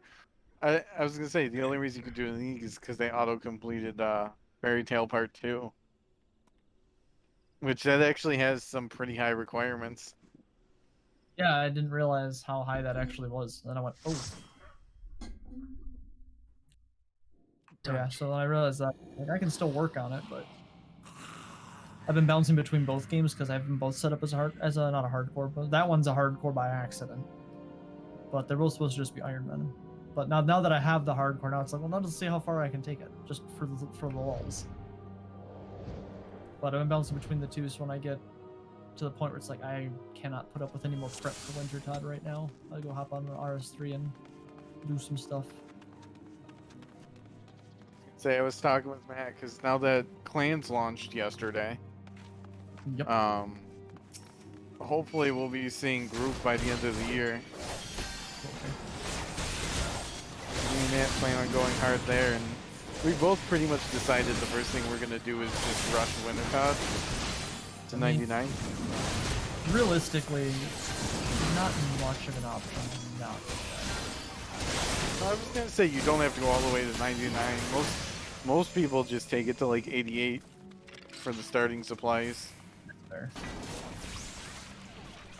I want to take it all the way again for like the fire making cape, and without bonfires, I really did see the fire making in general. I don't. I was gonna say the fire making cape will last me until I get RD close, essentially. So one thing I didn't realize how nice it was is in 3 when you get the teleport unlocked for the RD cloak, it goes into your spell book. I was like, shit, that's kind of nice. I didn't realize how often I used it. But the one of the big things I'm doing with this Iron Man on the RS3 is the only lodestone I have opened up is the birth rope one, because you need the birth rope one to leave Tutorial Island. Is it to leave Tutorial Island? The wizard doesn't teleport you to Lumber. She has you use the lodestone to introduce that system. And I made the decision there that we will not activate any other lodestones in the game. And I was like, and my whole reason behind it is to take it out of a page of the Secrets book. They are unethical. So I refuse to use them.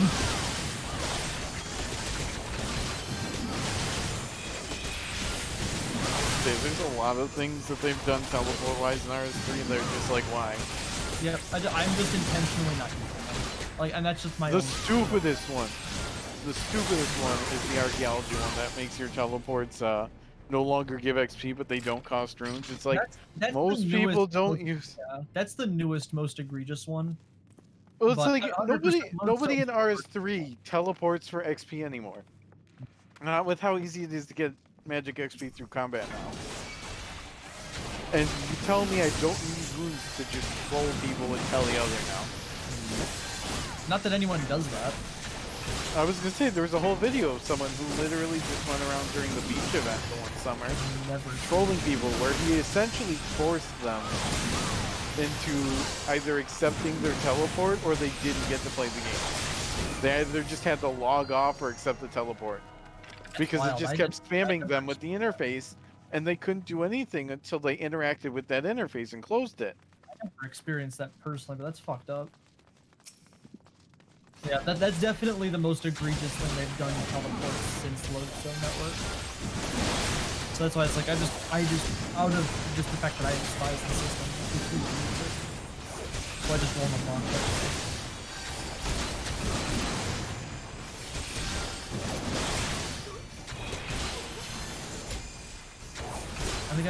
I think I've used it once as a home teleport. And I think it was only because I had to go get flax, and I wasn't about to fucking walk to Sears Village. Because coincidentally, the charter ships are very expensive. I am now level 9 fletching. I can finally make crossbows. And bronze bolts. I can actually use my smithing to rub it. I have all my armor upgrade items, but I can't do it. Oh, their dash. It's now got a consistent, sorry, this item is no longer available from the seller you selected. Oh no. F in chat boys, no PS5. See, but before, whenever I would refresh, it would then re-add it to my card. So I don't know. Discord name is Peg5. Because literally, this is the first time there's been a PS5 drop that I've seen zero people announcing that they actually got a drop. Either took it down completely because something bugged on their end, or just got rid of that video.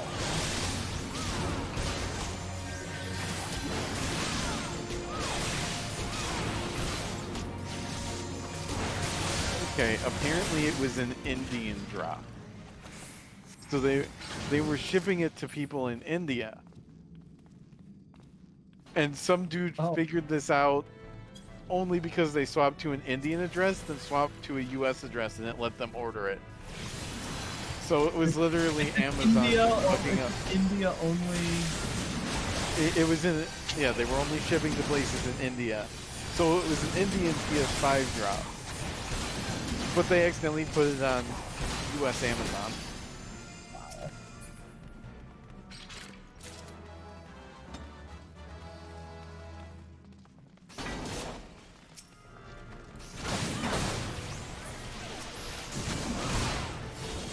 So I've got both one-handed crossbows and the two-handed crossbow now. I'm just fucking way with the clutching is in motion. Now I have all these arrow shafts I don't need right now.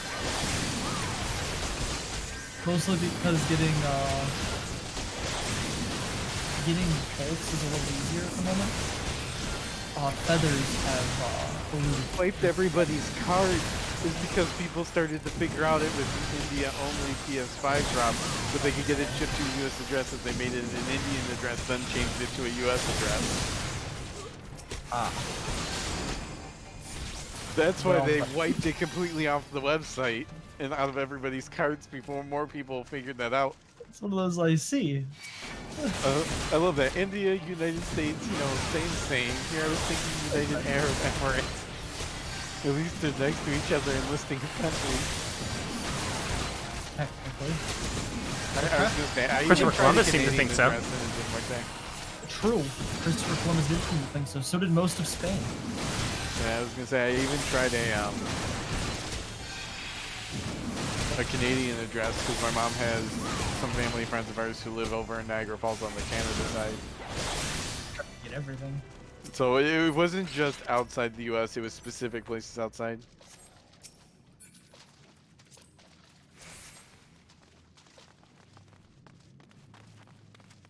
Oh well.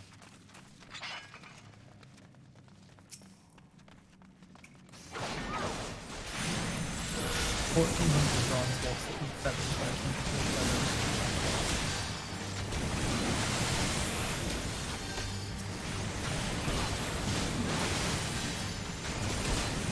I think I need a few more crafting rolls or hard levels too.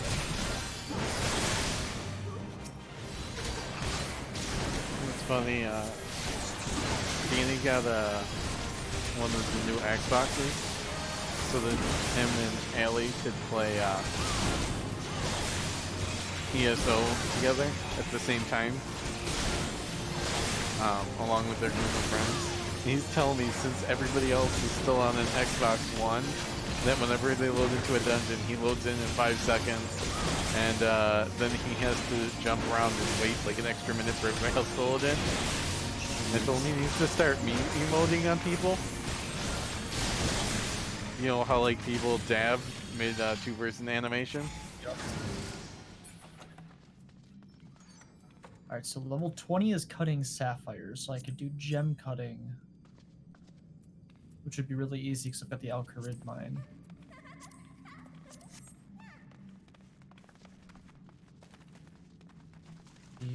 I do need to set the ring of wealth up once I get to 26 RP hours.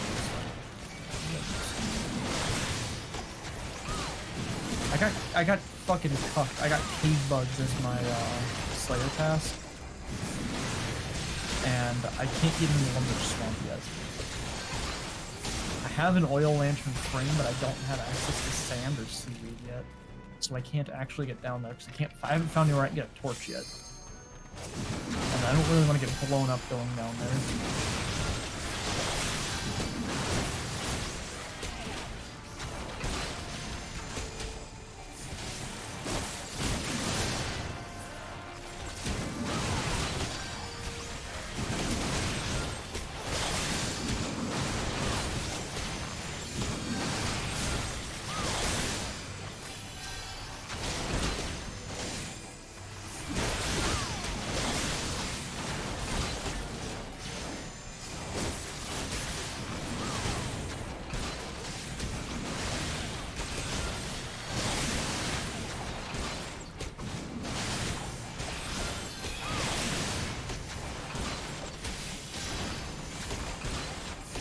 are these scorpions aggressive still in Valkyrie 9?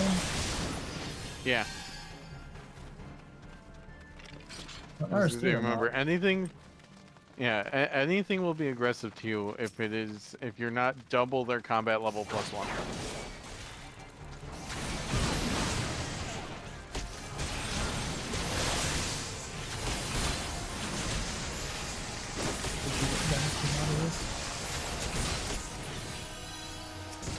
You got Lapis Lazuli, so I can make the Ring of Luck, I think it is. Is it up to tier 1? Oh, there it is. Yeah, put in the comments.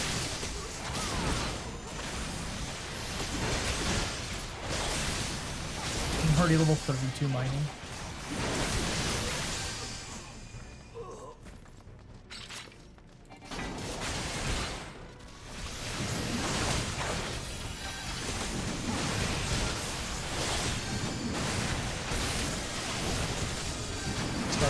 Chat wants to know if I want to become very super famous. I'm already very super famous. A lot of people know where I do. You need to get in tier 10, ban him, or you got it? I already got it. I was gonna say, the couple of times I've streamed Destiny raid nights, aside from the occasional comment from you, that's all I get are those kinds of people. Yeah, they don't show up very often. Like, that's the first one I've seen in months, honestly. Like, it's not a common thing I see personally.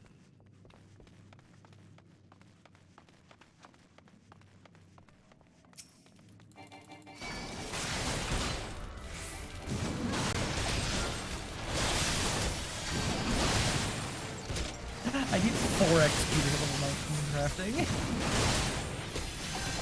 Ours 3 crafting is so much easier with those gem rounds. It's easier, but the levels are also quite stuck. And even though the EXP rates for these can be really good because of the gem rocks, it still takes fuck all forever. It just isn't expensive is all the difference is. And even then, the good gem rocks, you need to have like 90 dungeoneering or have finished fucking open things.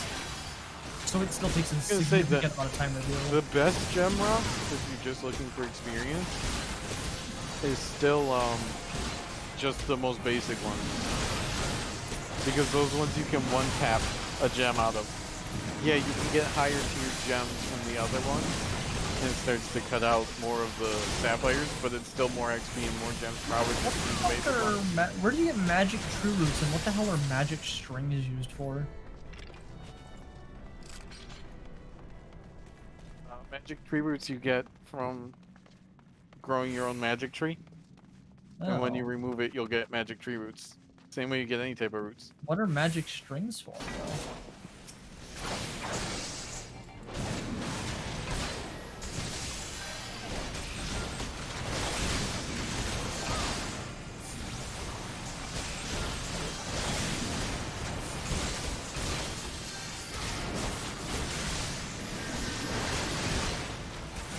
Wow, I broke all but one of my 6 opals. The one thing I need to fucking put in RS3 that I'm really mad exists just baseline old school is holding shift to drop items. That's because in RS3 they put it on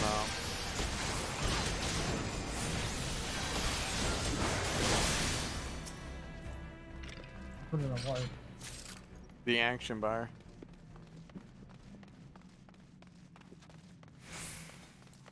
What do you mean? You can put an item that you want to drop on the action bar in RS3 and then just spam the action button. Oh. It's still not as good as being able to shift drop things. Shift drop.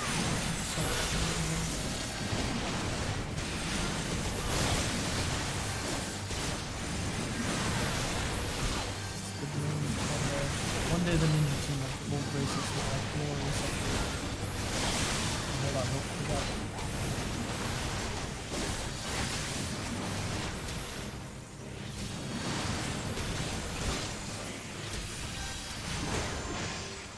Oh, so I was trying to do that mini quest with the one that previously came out for helping out Closure and Death's Office.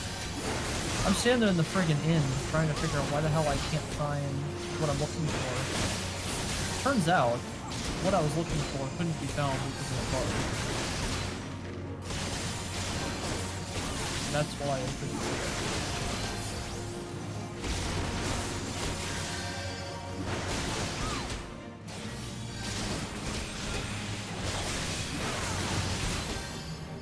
The lattice ring made with silver?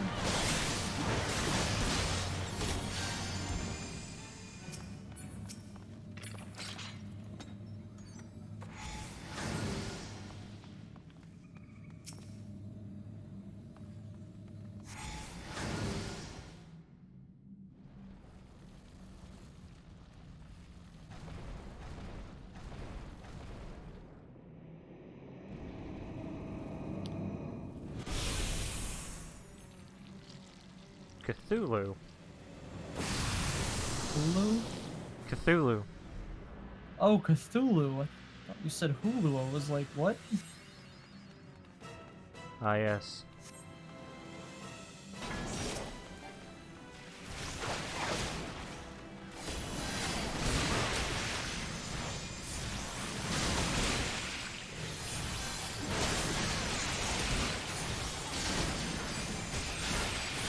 Or Galvant the Dominator. Yeah, that dude sounds like someone in a fucker.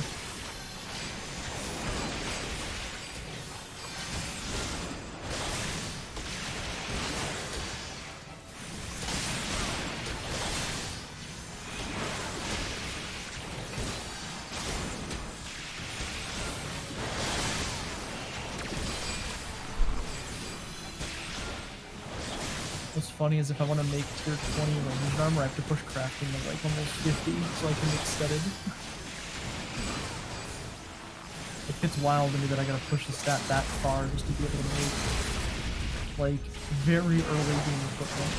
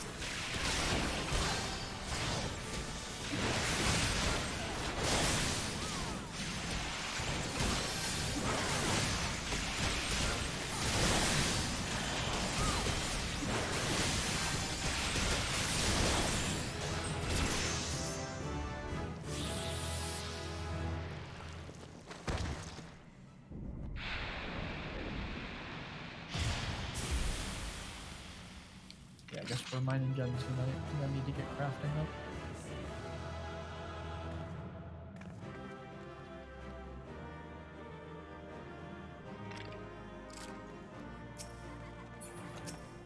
I need one crafting level, and then I can just cut sapphires.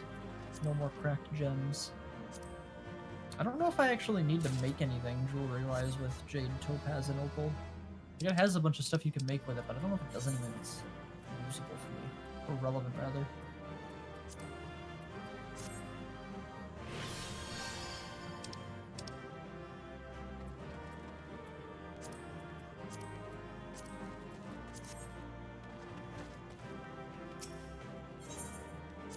That was fun.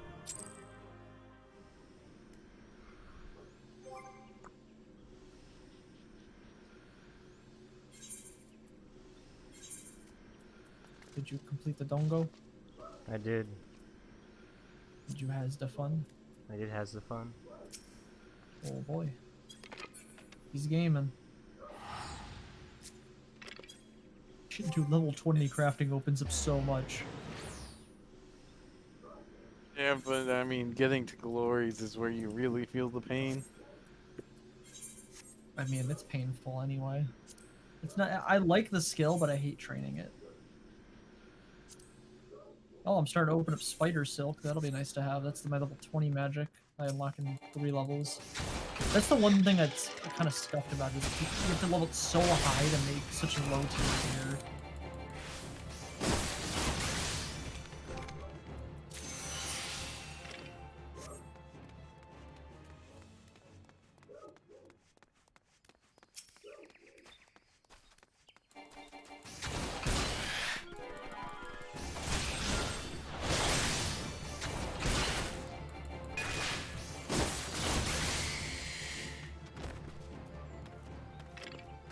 Got some cool new gear too.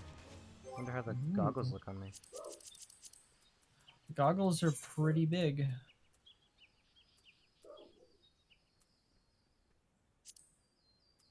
There's still a bank at the duel arena, right? Yeah. So it's a little off to the side now because they.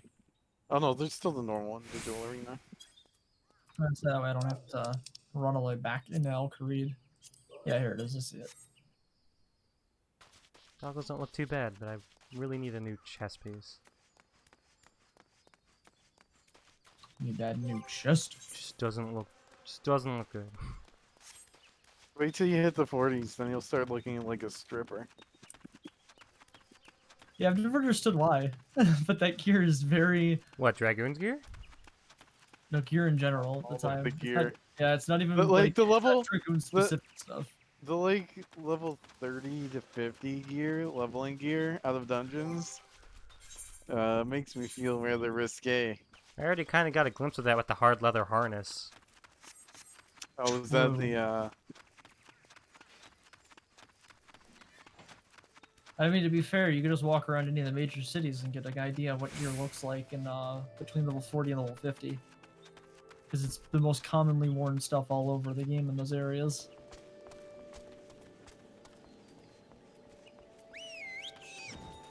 There are some rather sultry types. My pickaxe is lower level than this mining node. Do I need a steel pickaxe for this? Fuck.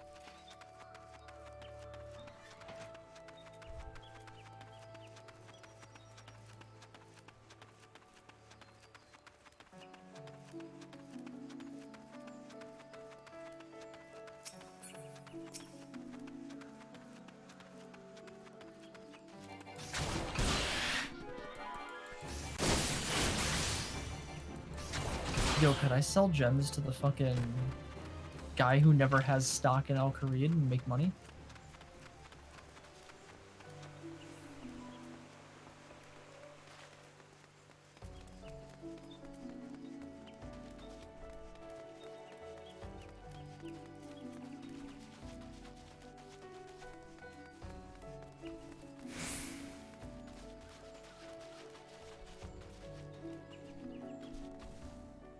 Yo, this is big scuffed.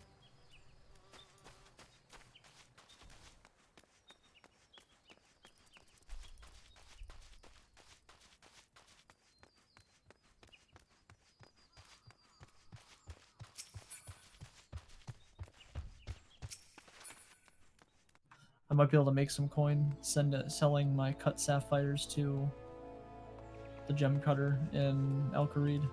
A man who has never had stock in stock. Literally ever. In the history of this game. That dude runs a shop that sells nothing. Good for him.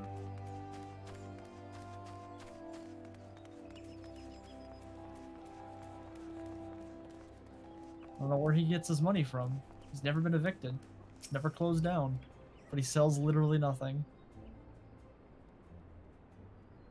He must be a very wealthy furry. Must A be. suspiciously wealthy furry.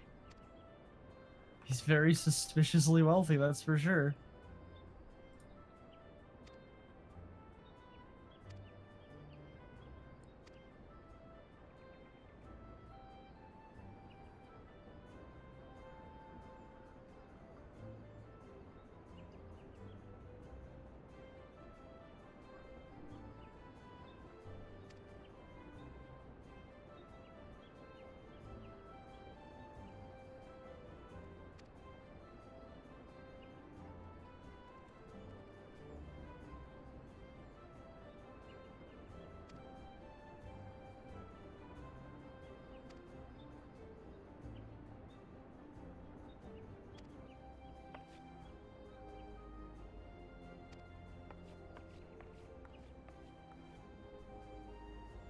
Yoko's post in Discord is such an accurate representation of someone first entering this game.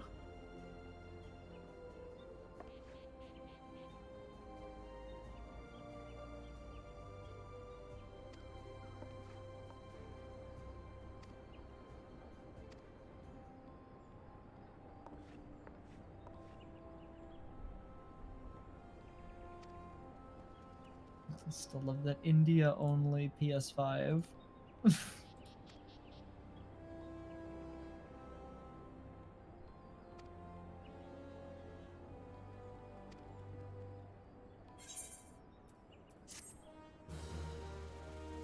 Guess I'll be going to Uldar next. Oh no, Chris. I forgot. Your butthole. What? He's going to Old Down next. What? Oh no. What? Be wary of the quickstand, traveler. Oh. What? We'll find out. It's a first timer's experience. Fantastic. Yeah, first I want to find some armor to buy. So Which Chris, I server forgot are you about- on, freelance? I'm on Mateus. He's on Matthias. He's on the same data center though. So Chris, you remember the legend of the spear?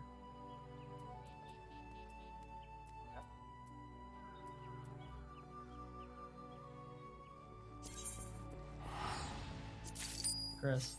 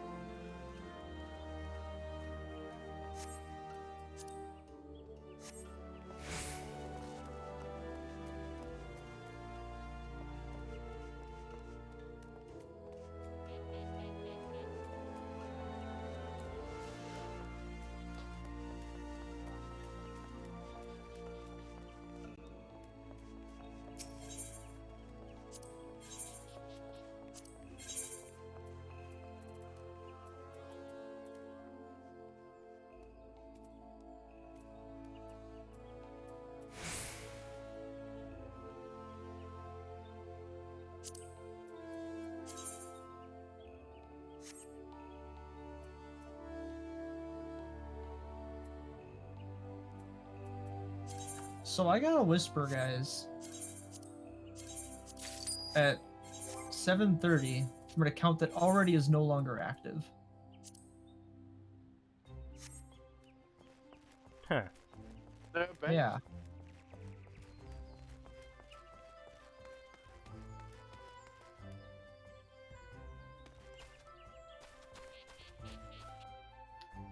Alright, got a new lance, got a new chest piece.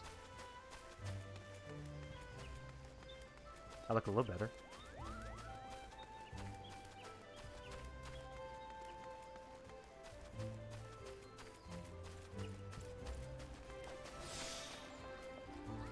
I am now effectively level 20 smithing.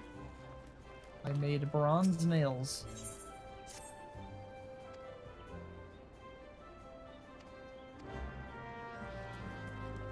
Alright, to Uldar I will go. So Chris, I happened looking through the smithing thing, and I remembered the situation with spears. Need to have the quest done? You also need to have barbarian training to be done, Yeah.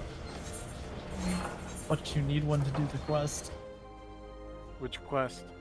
You need it to finish Taibo Iwanai Trio. You have Yep, to tip which a means- spear during the quest with Karamwin poison. Yep, so you either need to go kill hobgoblins or moss giants. Yep. I forgot about that. Actually, no, I have no idea how to get those. Those weapons don't drop anymore in RS3. It's salvage. There's probably a vendor you can go to then. There has to be some other way to get it.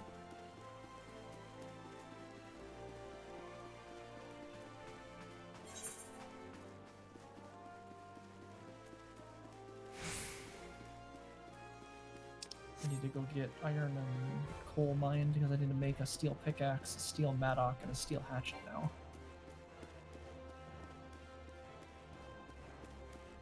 I had forgotten about that. I was like, oh no. The curious case of the missing spears. How do we solve this situation?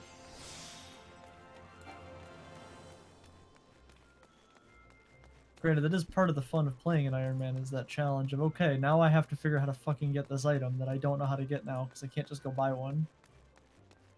And since I can't just craft it, because the game tells me no, now how do we get there? I was gonna say, I feel like RuneScape is the one game that I played as a kid that feels unique in that using a wiki was a thing in that game from the beginning. Oh yeah, and it's just the game was designed with that in mind. The trade of information was how you got through the game and progressed. You could figure it on your own. It's really hard. You can do it. It's got a good challenge to it. But like actively looking for help and interacting with other people was how you got through it. I've always liked that about this game. Pouring over fucking wiki charts. Level 33 mining. Let's fucking go. 66 more levels. Dude, that I can vote now, Chris. If voting was a thing in this game. Total level 300, dude.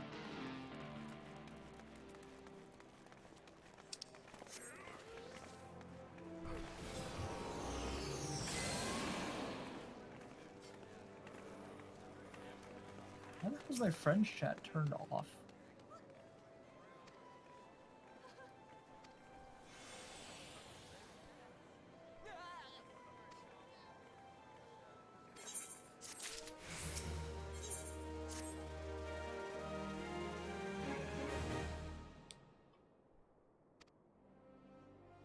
So how spoon-fed do you think this account's gonna be compared to my main?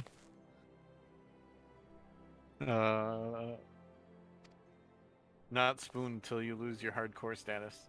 My RuneScape 3 one isn't hardcored. My old school one is hardcored by accident.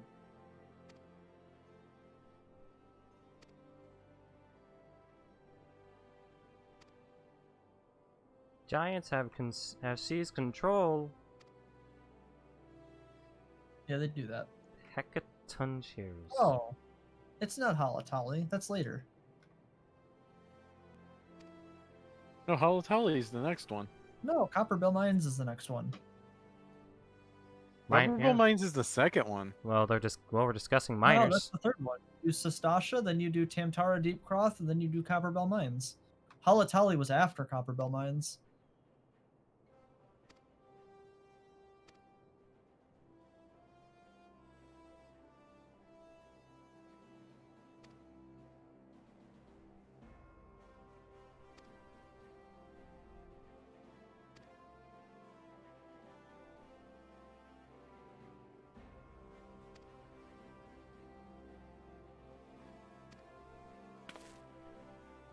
No mining at Copperbell so long as they remain. Must be subdued. This is a task of... Shit, I need to have Varrock achievement diaries done to be able to use the Edgeville furnace, right? Just the first tier.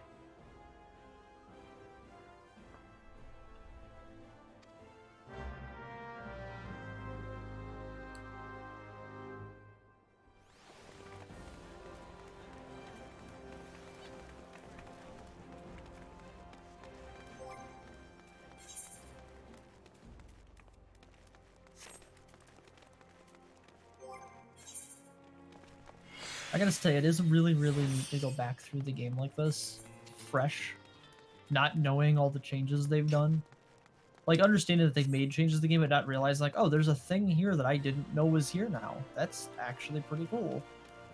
And just having access to like different stuff to progress through the game with different knowledge from when I was, you know, like 12.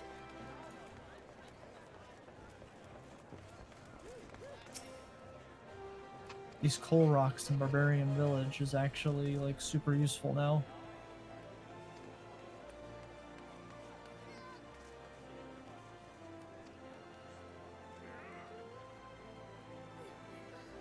Almost tried to fight a level 30 barbarian just now. With an iron pickaxe.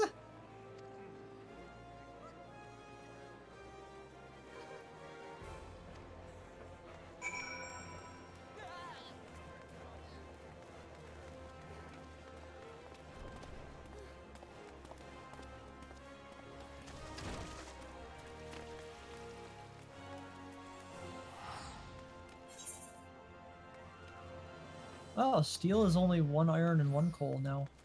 Wasn't it always 1 iron and 2 coal?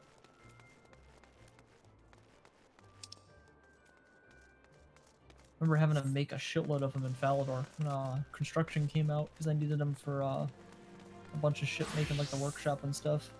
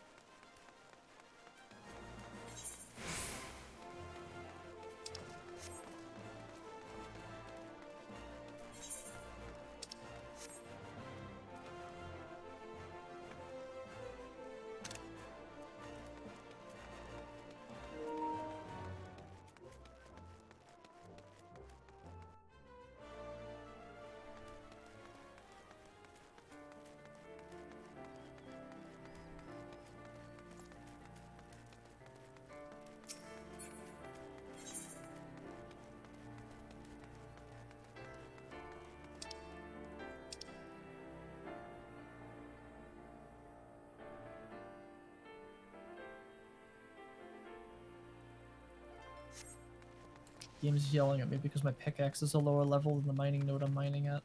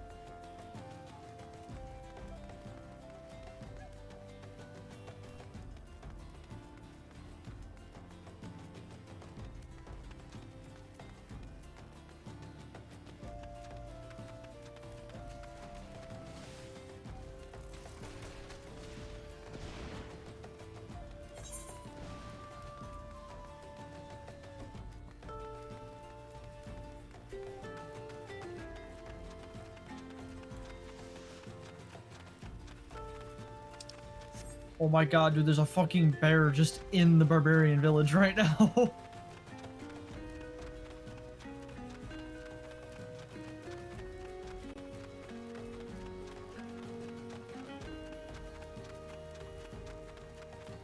I did not know their path and could just come into the village.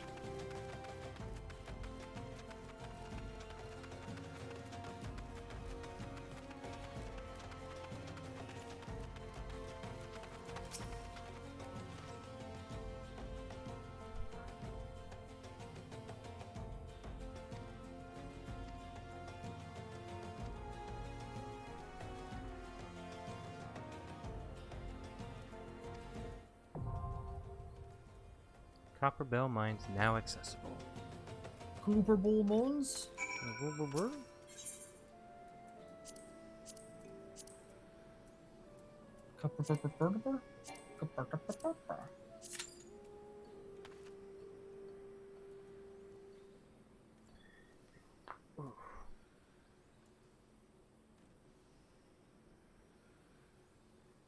Oh, that's cool. That's a new feature I didn't know they added. You can set the titles now to use either the masculine or feminine titles, regardless of your gender and your character.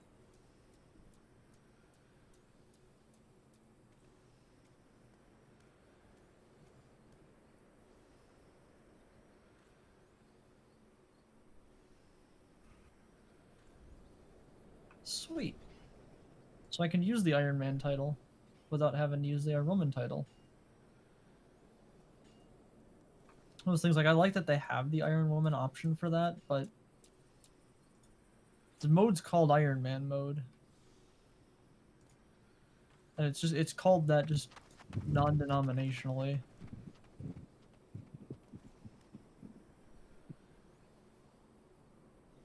I saw that rumbling. I heard rumbling and grumbling.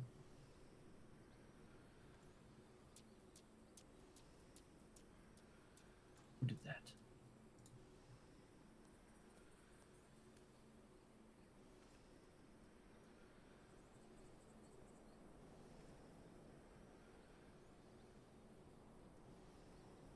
Oh my god, I just ran past someone named Dick Down. Dick Down the Stuffed. Well then. Oh my god, this is fucking. Dude, I've seen a couple of people over the last couple of days on RS3 at least with some really fucking just banger names. Just like, damn. I forgot, there was one I saw yesterday, and I had to say, oh, it was oh, what the hell was it? It was something sperm, and I was just like, holy shit. Fucking, how do you even have that name? I legitimately typed to them and was like, how do you have that name? Like, I have no idea, but Jagex hasn't banned me yet. Fucking Dick Down the Stuffed. And the Stuffed title has the, like, red and green alternating colors because it's a Christmas title. Motherfuck. How are you gonna do it like that, man? Oh, I just noticed they moved the ham entrance over across the bridge. Probably because where it used to be is a fucking crater now. Quite literally. Thanks, Saradomin. It's your fault. It's his fault because I don't like Saradomin. He's kind of a tool. But kind of a tool, he's a giant fucking tool.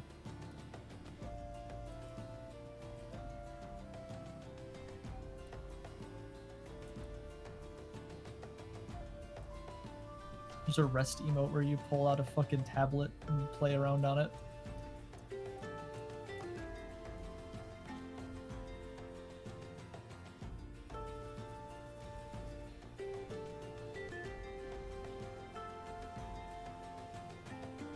Hey! Belter of a smelter. I have smelted a steel bar in the furnace in Lumbridge. Achievement unlocked. Oh my god, dude. There's a dude smithing here next to me. His name is Tuna Yeet. Tuna Yeet? Tuna Yeet.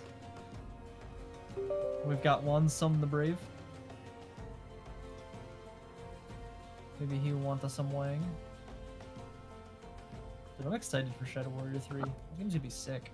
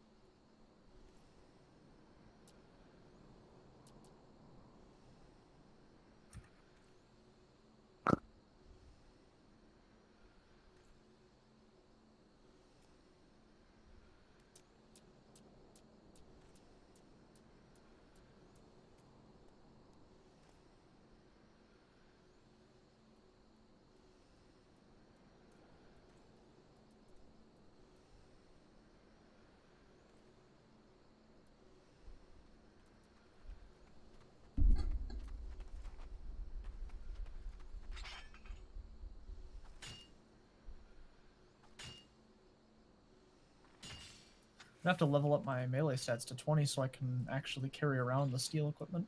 I'm only level 10. I can't wear it.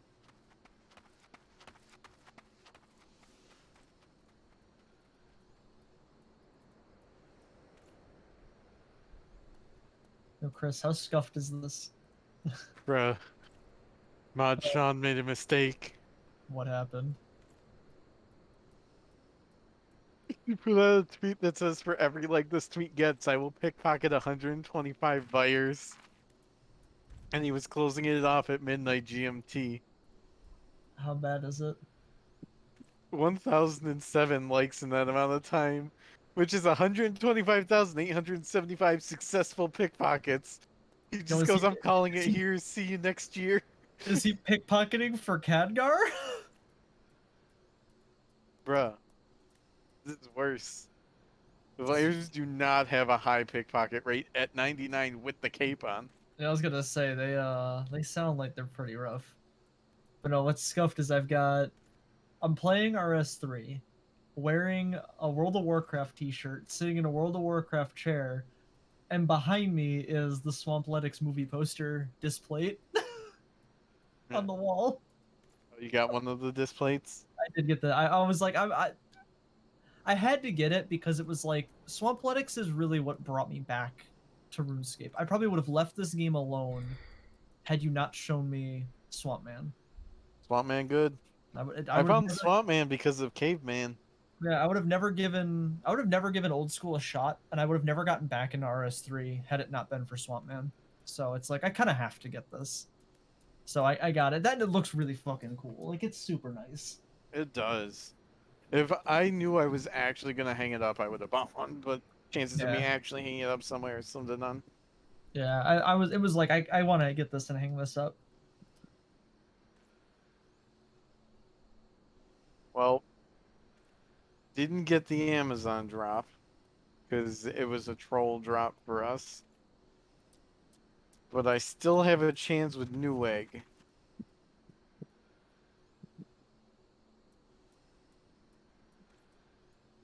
God, dude, you sound like I did when I was trying to get all these fucking amiibos. Yeah, but the amiibos can go fuck. The amiibos can't play Ratchet and Clank. Exactly.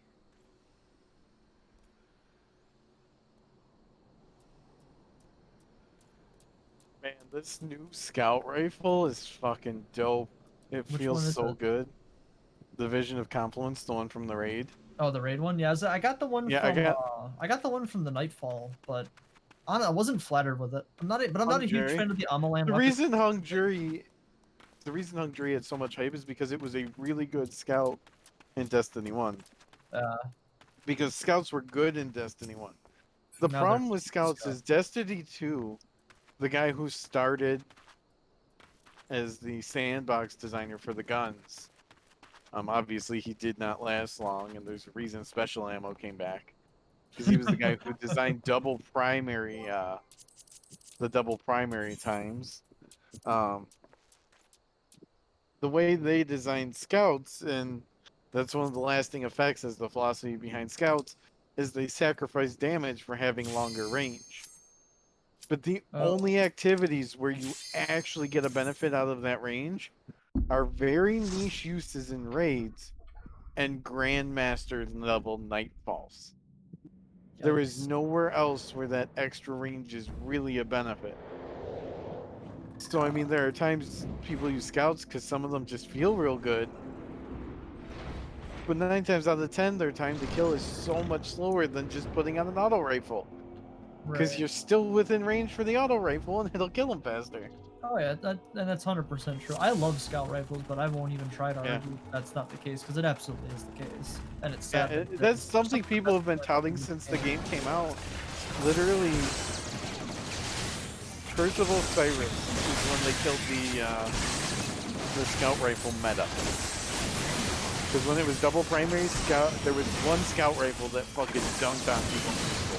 And that was the Mida mini tool. Dude, I love the Mida weapons. They're some of my favorite. I have never been able to get myself the mini tool. The exotic one. Yeah, the exotic one I don't have, but I really want it because I really like that SFG. My Vision of Confluence My vision of Confluence is almost a god roll. It's got extended barrel, armor-piercing rounds, rewind rounds, and firefly. And it's an energy weapon. Holy shit. What an God interesting damn. name. Yeah. Yeah, my Night Watch is pretty much as good as it's ever gonna get. It's got Subsistence and Demolitionist on it, with both good fucking base traits on it. Yes, please. And then I have I've got the Transfiguration that's a god roll. Like, I love my scout rifles. I'm really sad that they don't have a better damage output on them. And I really hope that that gets changed eventually.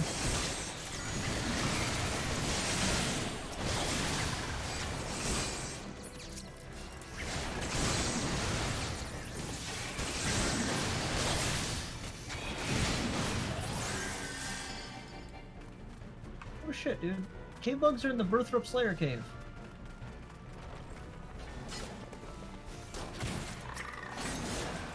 And they can fucking drop an empty candle lantern. God damn it. Alright, I gotta go to Birthrope. Time to get walking. Time to get to stepping. Get the lantern? I don't have access to class. I don't have a way to. I have a way to get siege. I'm pretty sure it spawns in like Skipper Point, but I don't know if I can get sand because I need to make any of the things I have that I can fight to be able to like actually do stuff with. I need to have glass to put glass over lamp.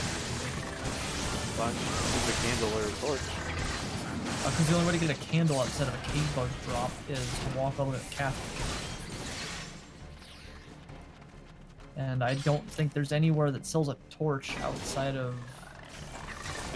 Pretty sure a dude in Lumbridge Swamp sells a torch. Oh, there is that candle seller guy, isn't it? Never mind. Then it just comes down to the fact that I didn't want to deal with an unenclosed light because it explodes when you're down there. Oh man, he's not paying attention.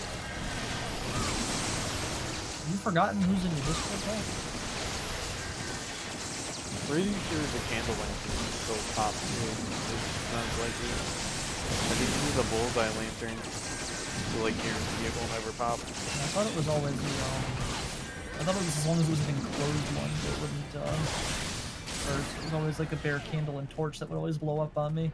It might not, but Because the bullseye lantern's only big requirement down there was the fact that you need it for the fireflies down your Juna with the emerald and sapphire lens. the emerald lens was for lunar diplomacy. Yeah. Oh yeah, that was the lunar one. Then the sapphire one was to go across, and then there was another lens that you needed to be able to take the ones that went down into Guthix's temple for. The one that opened, the quest that opens up tormented demons. When the hell did they move Wilfred all the way up near Falador? He used to be over by Lumbridge. I don't even know who that is. He's the guy that sells you the woodcutting cape. He used to stand next to the farming patch down at Lumbridge. Now he's up by the minigame thingy and near Falador. I was gonna say Wilfred was always the woodcutting cape guy? Yeah. Yeah, he was always next to the willows in Lumbridge.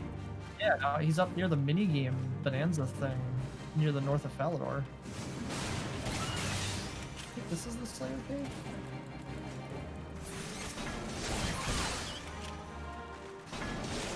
I've made it to the Slayer cave, yeah, because there's the gelatinous abominations. I didn't know this cave existed. Like the cave bugs here, I don't have to worry about going down the Lumbridge Swamp. I just had to walk a little reverse real quick.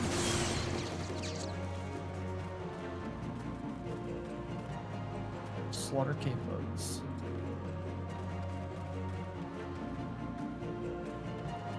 With my dual axes.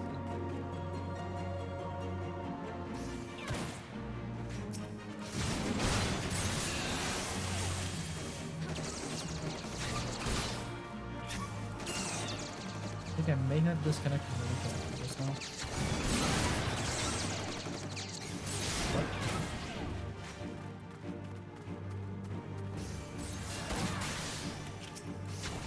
I got my first herb. Blom leaf now. Do your herby werby. Oh god. Get that unlocked and get your herby werby done.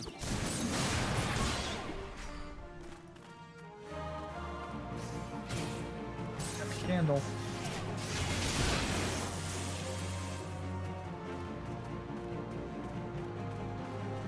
Just snooping the boys. Really should go do it. Just even if I just do it for 2 weeks just to get the bag. That herb bag is so good. Say 2 weeks to get the bag, 2 weeks to upgrade the bag. And after that, only if you really need the herb XP. Or Cumbert exists. Level 11, 9 more levels to get through.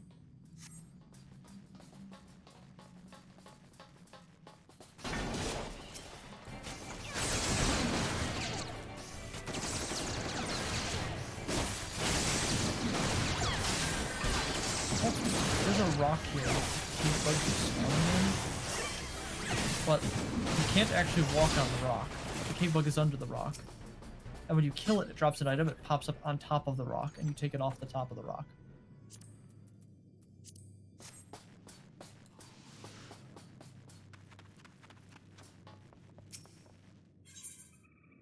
These things drop runes, dude. Imagine casting something that isn't an air spell.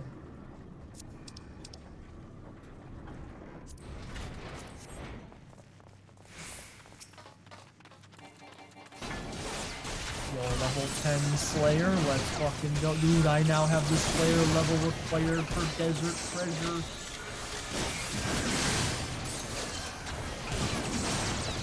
I'm pretty sure it's only a requirement for Desert Treasure because of the fact that you need to be able to wear a face mask during that quest.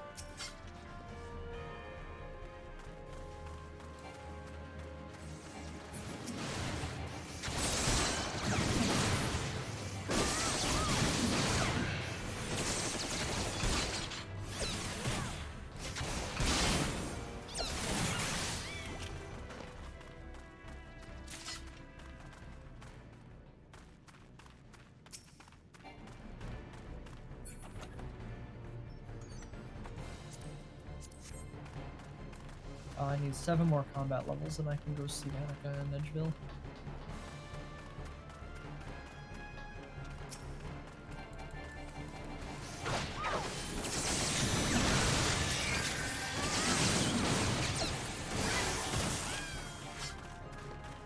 Oh shit, dude, there's crawling hands down here too.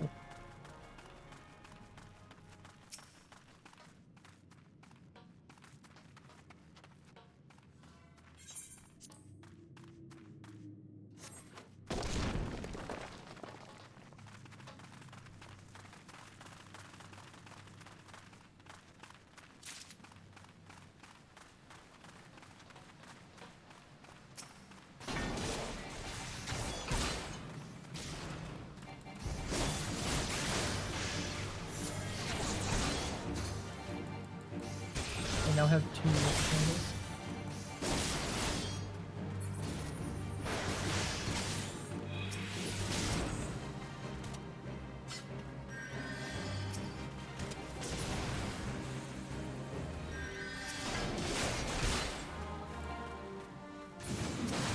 I'm level 1 herbal and I have to receive. I also have a ranner weed already. That is the Iron Man life, hoarding herbs. Hoard everything, dude. Not that I didn't do that already. You seen my bank on my main?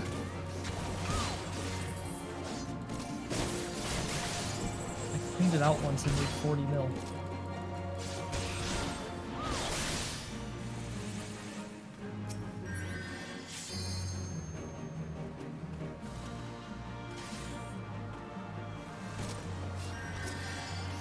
Yo, 3 coins, let's go. Rolling and dosh.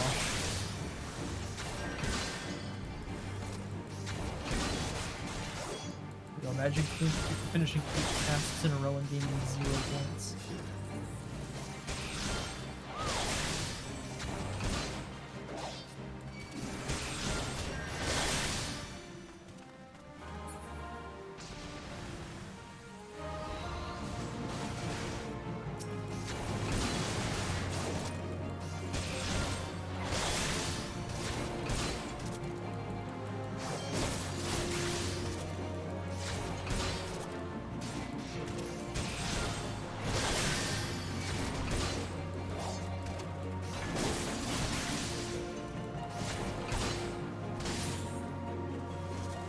This is Slayer Master and Bertram still, right?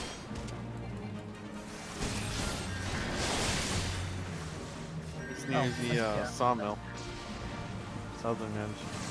Yeah. Oh yeah, it's Turiel because he's still alive.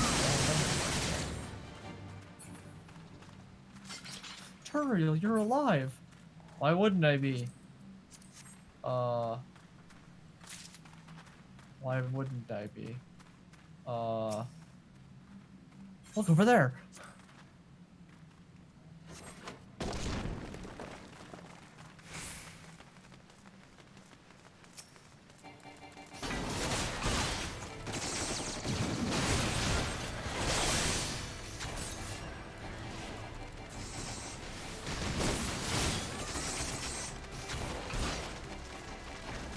My fucking magic tab is depressing. I have like nothing for runes. I am dependent on that single air staff I have. What the fuck is Tank doing? Tank thing, don't question it. I'm gonna question this one. He's just running through and letting all the monsters just follow him. Yeah, they do that sometimes.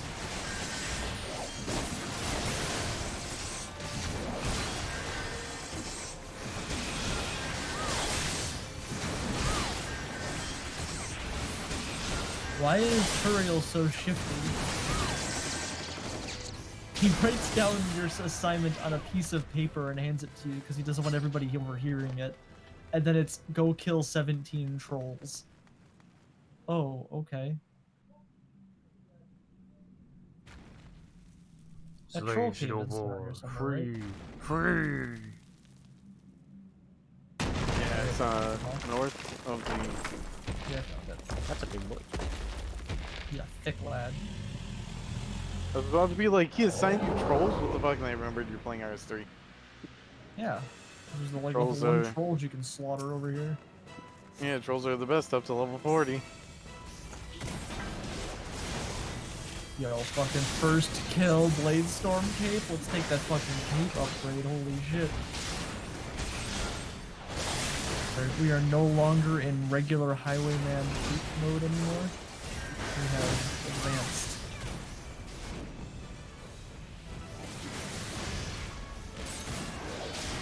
Should probably go get the other two capes that I'm down here, honestly. Since I'm on task and then drop more often. I wonder if those are part of the collection log, actually.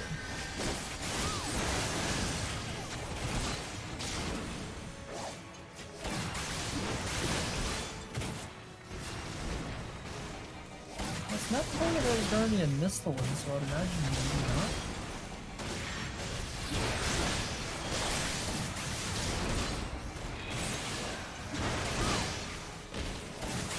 Fucking first kill Aerostorm, let's go.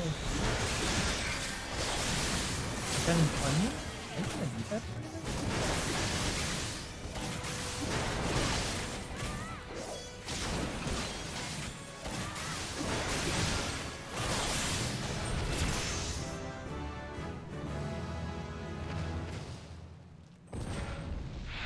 Hey, level 12 in combat, let's go.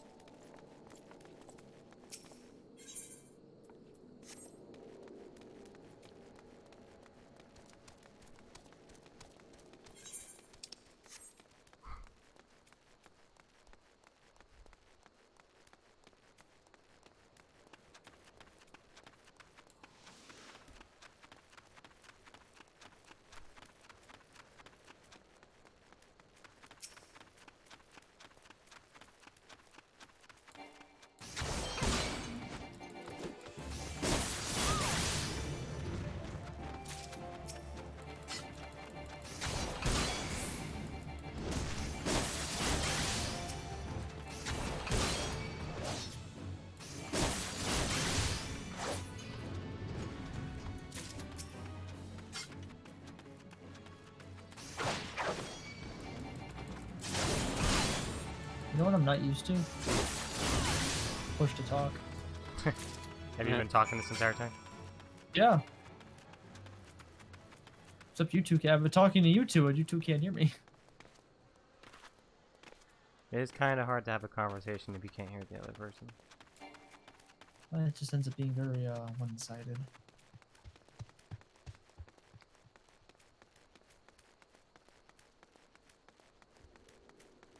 I have all 3 capes now. Turiel does not give task progress, but the Lady in Lumbridge does. But the Lady in Lumbridge is being trained by Turiel's daughter to be a Slayer Master. Well. Yep. You know where I'm going. Going back to Lumbridge. Fiddy Spence the detective. Dude was walking around with a red Halloween mask on. Yo, Fiddy Spence is on the case. He's gonna figure it out. He knows who did it.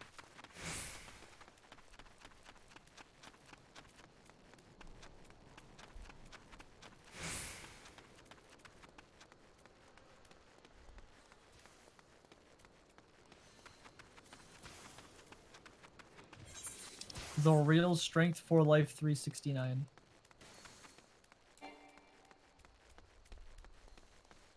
That was the dude's name. Dude had a fucking straight out of 2007 name. Wait, what was it? It was strength for life, but strength was abbreviated to STR. It used the number 4, and then had life, but it was spelled with a 3 instead of an E, and then had 69 at the end of it. Dude is perpetually living in 2007. Probably still has a MySpace he maintains. And did you see Jimmy's tweet about his video that was supposed to come out today? There was something about it being like mega scuffed as he was working on it because Adobe was being Adobe. No, he literally just put a tweet out that says, "As much as I would love to poop on RS3 during this video, this will be telling the story of how one of the world's biggest MMOs split into 2 different games.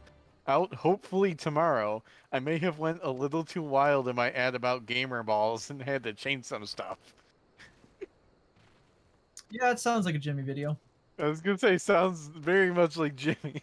Honestly, like I'm waiting to get it, see how wild it is, and just think to myself, the fuck? That was the funniest part with Jimmy is like he used to meme on RS3 hard, and then like he recognizes the game has faults, but also recognizes that it's literally just they have 2 different versions of RuneScape to play, and there's not an inherently bad reason for that.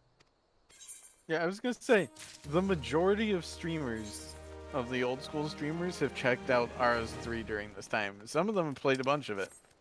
The best one, honestly, that I thought was absolutely hilarious of just the duality of it was how much Sicknerd used to just shit on RS3. And he goes and plays it and was like legitimately really enjoying it, and just like it was like, well, yeah, because to was him great. it had enough of the RS that it was still RS, but there was enough stuff for him to learn and improve on. Because he literally basically beat RuneScape. He was in Hardcore Iron Man who got all of the best in slot stuff in the game. Quite literally everything. Dude's a fucking maniac.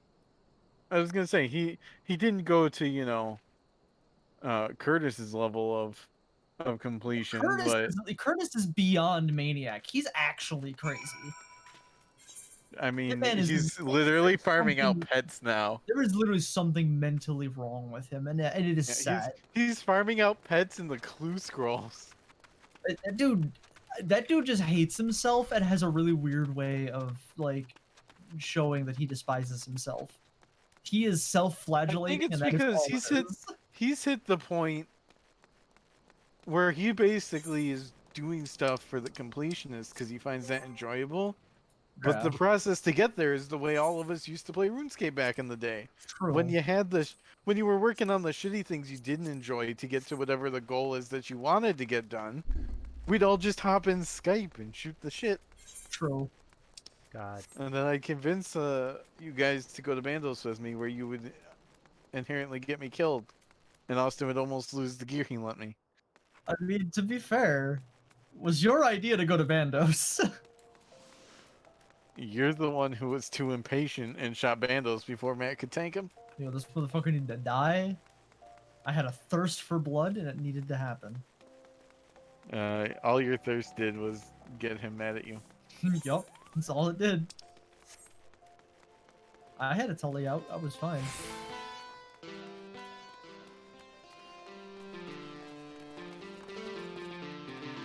She assigned me birds. So as is tradition, I'm slaughtering Farmer Fred's chickens with the gate open.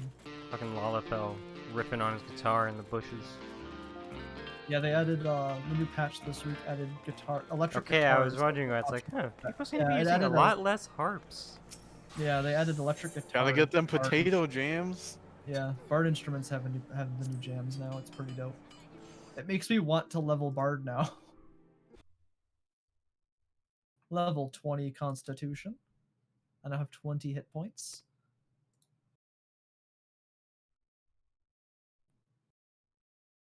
Level 13 in all my combats. Let's go. Feathers.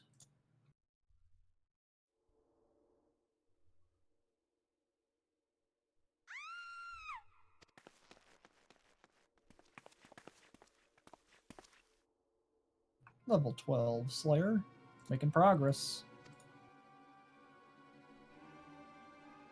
It's actually funny that my combats are some of my lowest stats that I've actually trained.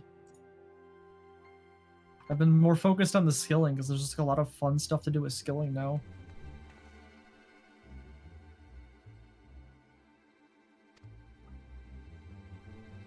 This merchant's got the dumbest hairstyle I've ever seen. Is it the pompadour? It is the pompadour. Yes. The fucking giant fucking long ass pompadour. Yeah.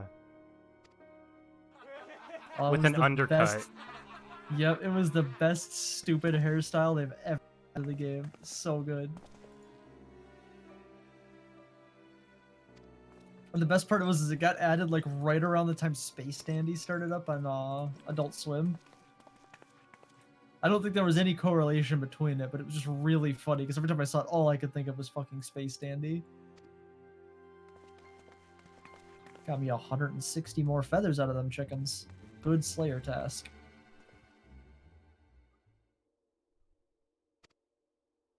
We like killing chicken.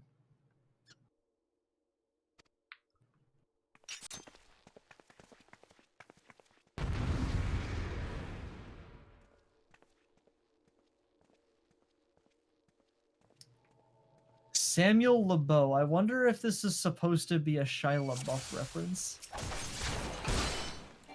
Maybe.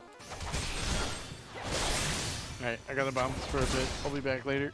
Alright.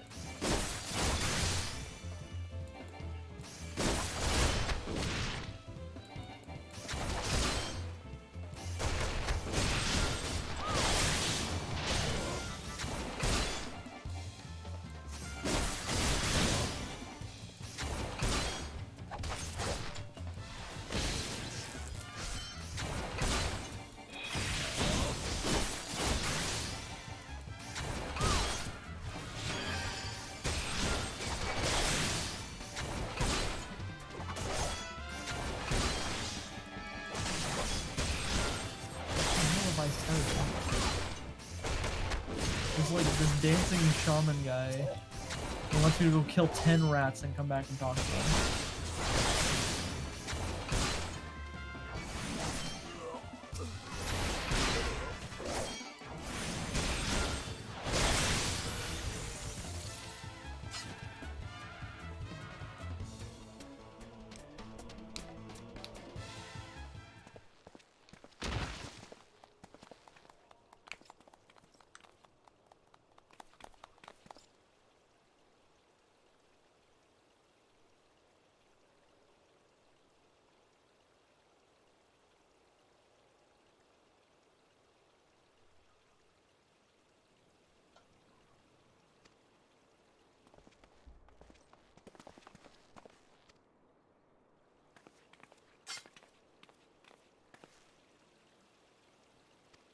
Hey, Wolfie.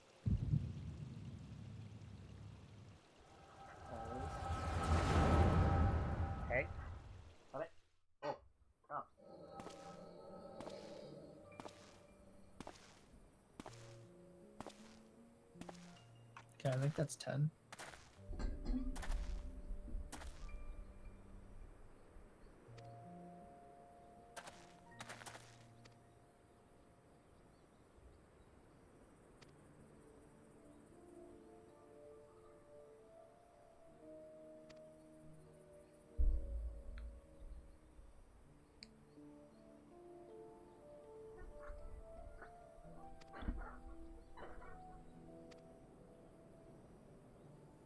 I must have to kill regular-sized rats then, I guess?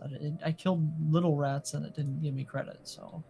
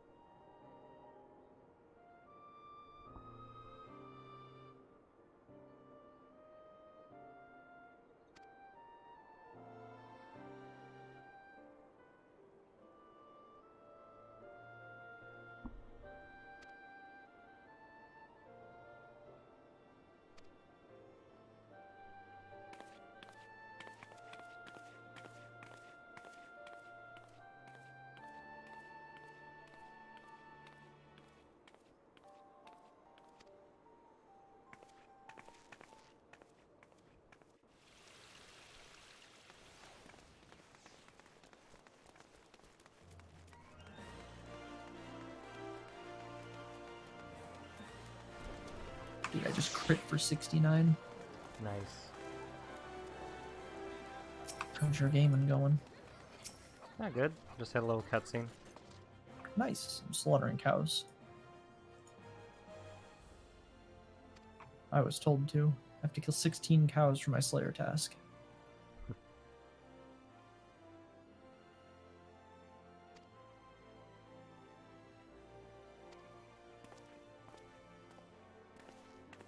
I have many levels to continue for. I still need to get I need to level 20 in all my main combat stats for melee. So far, I'm only at 14. I just one-shot a cow. I feel like a god right now. I choose what goes and what stays.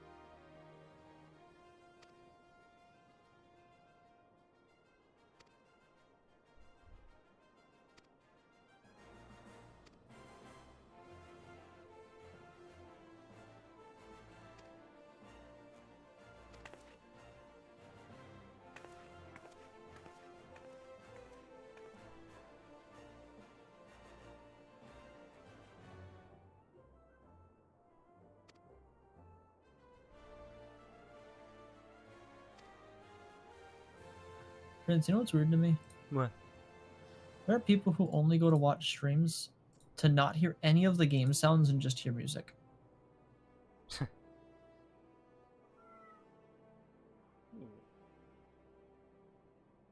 Like, at that point, why don't just turn on Spotify or your radio? Why are you watching a stream at that point? Because you're going to hear me talking while the music's playing still. Stop talking. I'm trying to listen to the music you put on your fucking list. I have legitimately had someone say that before. I'm pretty sure there are music streams. There are. One of my favorite ones I could recommend is Droke, actually. He's amazing. He's a pianist, and he does streams on the weekends and Wednesdays. Highly recommend that one. Dude is legit. If he streamed when I was live, I would absolutely send everybody over there, because it's something everybody needs to go see. It's just super fucking cool. Scions of the Seventh Dawn. Yup. Well, no more than, do you? Well, that ain't that a surprise. I swear, if I painted certain death on one door and limitless wealth on another, 9 out of 10 adventurers go through the first. The other book wouldn't be able to choose on account of being Uldan. I mean, I would definitely go through that inevitable death door. That sounds pretty badass. I say, don't worry. First of all, if you're wondering whether you can trust those Scions of the Seventh Dawn, you can. They're good people who made it their mission to solve some of yours' most pressing problems. Of course, that ain't no small task, so they're always looking for dependable individuals to join them. Individuals like you, Freya. Now, I've been given me to tell you where to find the Scions, and you must... Are you dependable? Promise to keep this information to yourself, as you could probably imagine it's something yours enemies would very much like to know. As I headquartered in the Vesper Bay out in western Thanalan. The place you're looking for is called the Awakened Sands. Give me your name to whoever's entrance and you'll be let in. You're a woman in demand, Freya, and the days ahead promise to be busy, and I hope you won't forget about the help make you into the adventure you are. Drop in and tell them how you're faring from time to time, you hear? Right, well, I said my piece. Off you go. Off I go.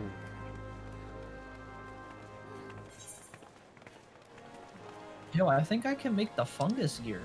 I might have to make that set. The fungus? Yeah, there was a set of gear they added. There's 3 tiers of it that they added a while back. And it came in with the polypore staff. That shit was cracked, dude. It's amazing. It's such a good weapon, but it's like super high tier. At the time, it was super busted. It got nerfed, so it wasn't as nearly as powerful as it used to be. But it's really fucking good. But there's gear sets that were for it that at the time I was already way past the level 4. So I didn't get the chance to actually utilize. But I might have to actually go make that set. That set's pretty good. It's very tanky gear. It has a lot of defense points to it. Hmm.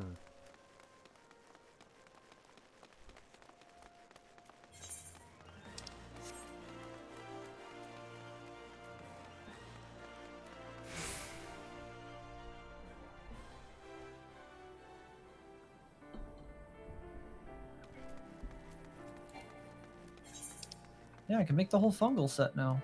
I should probably go work on that. That'd be cool to get. It's a long way from here.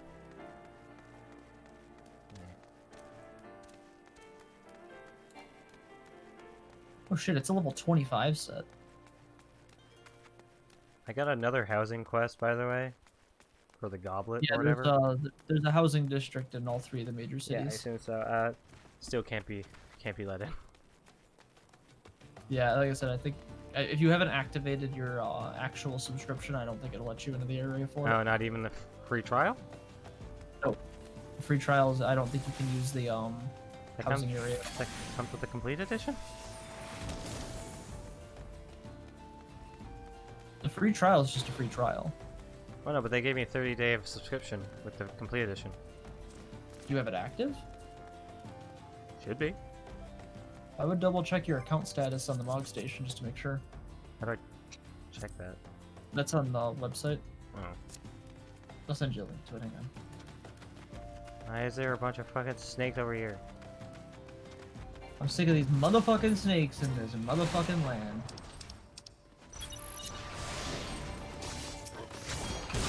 Get these snakes out of here. Don't want no snakes. Bye. I leave. Oh, I found out what it was for the PlayStation 5 thing. The official support for the PlayStation 5 version started this week is what it was. Uh-huh.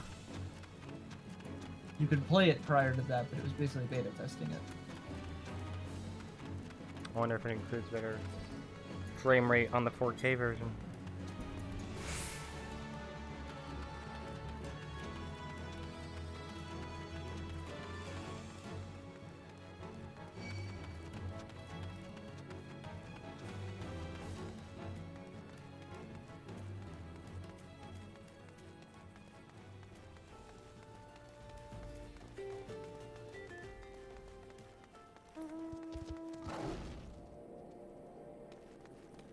When do I get a mount?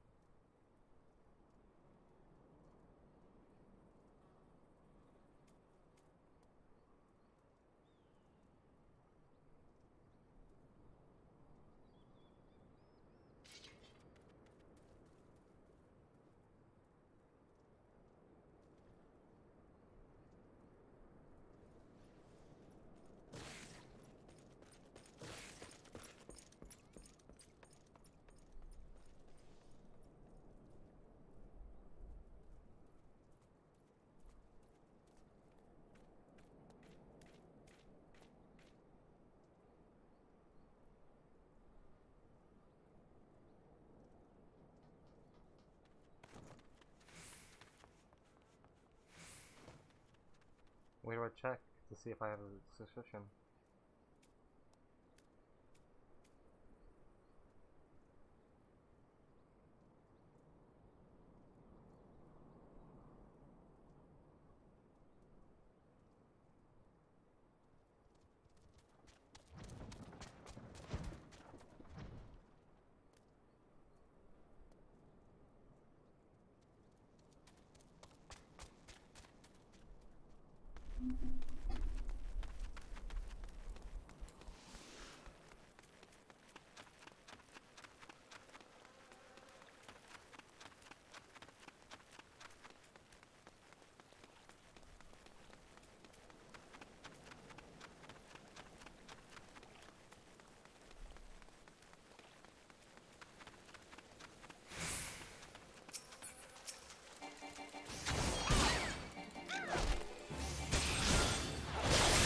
That hunting target.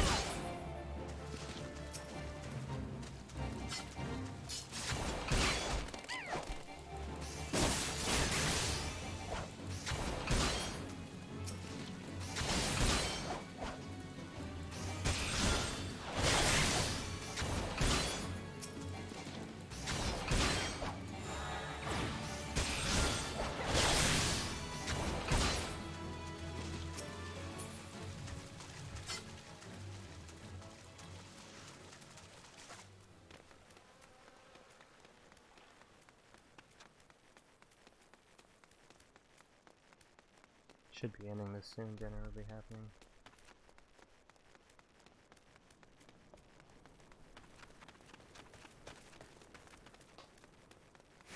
We'll see. Oh, I remember this. I've never seen this place. Huh. Huh.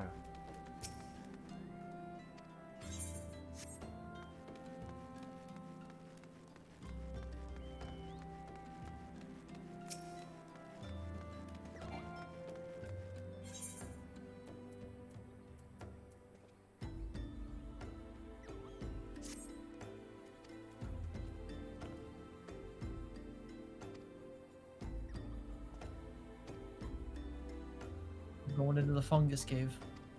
So how do I check my subscription? Nothing, I'll walk you through it. Oh god, I opened up everything in that folder. If you hold control and click on a folder on your bookmarks bar in Google Chrome, it opens up every web page in that folder. Jeez. Whoops. So you go to the Mog station. Yeah. You log in. I gotta put in a one-time password because I have two-factor authentication enabled.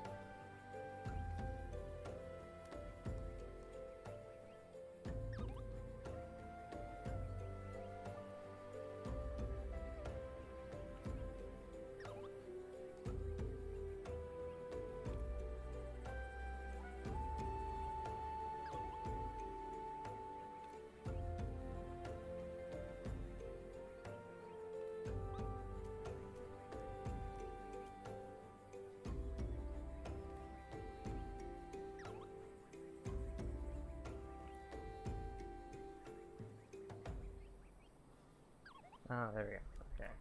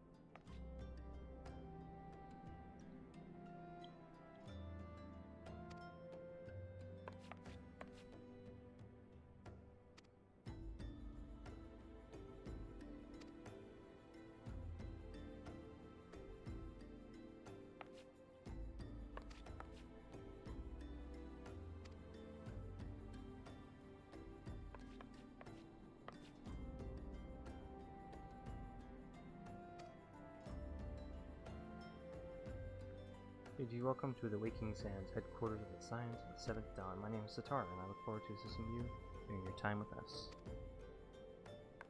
The antecedent is within the solar. I shall let her know to expect you. I'm getting my shit kicked in by this fungal rodent. I'll be better. Kick its shit in.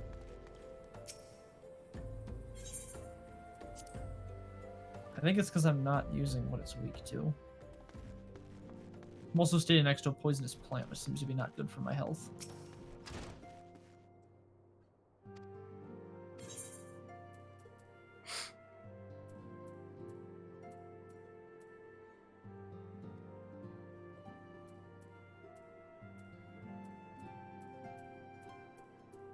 Might need to do this with food and magic armor because they're weak to air spells. I'm getting absolutely fucking demolished right now.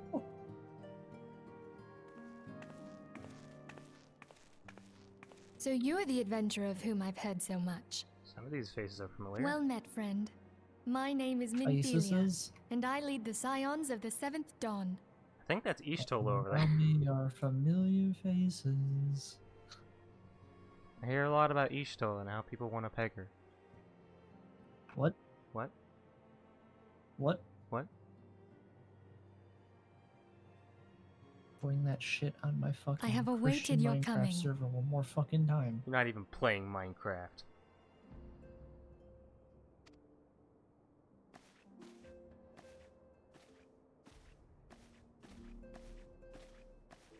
Please, be at ease. You are among friends.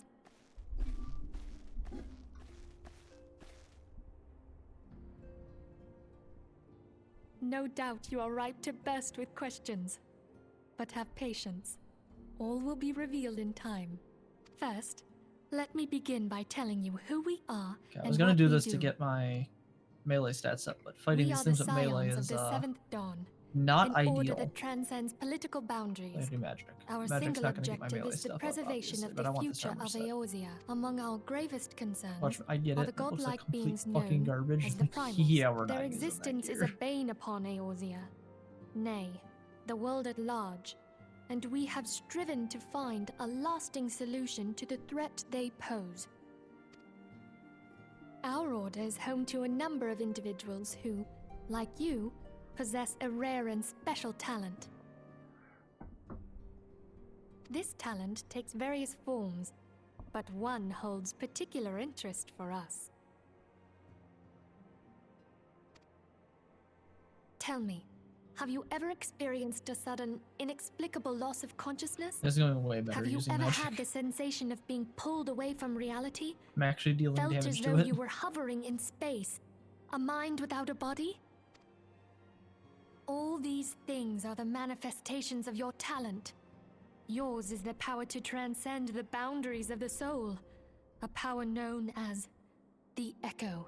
The Echo allows you to pass through the walls of a man's soul and hear the resonations of his past.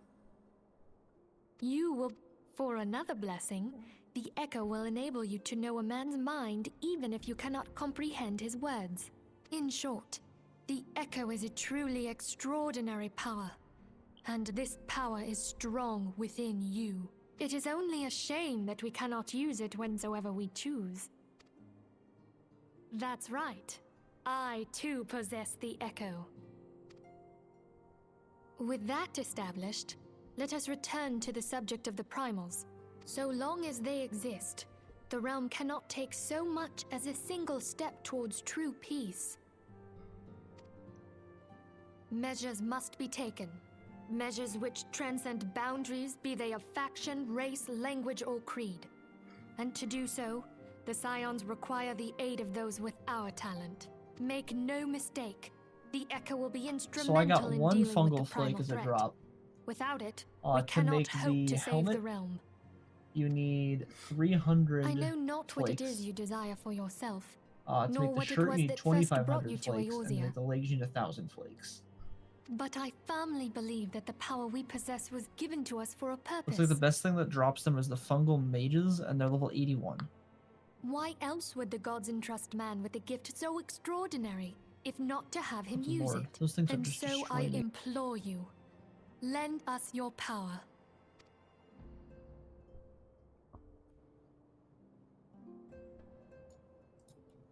Naturally, your aid will not go unrewarded. We are fortunate to have a number of influential allies, and at a word from me, they will gladly afford you certain privileges that might otherwise be denied you.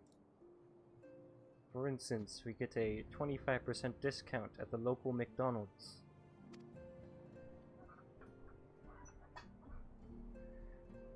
Light Nice. employee retainers, for example. Are you familiar with them? They are individuals who may be relied upon to manage your assets and belongings on your behalf. Let's try it. We're gonna give it a shot. The papers you requested, my lady.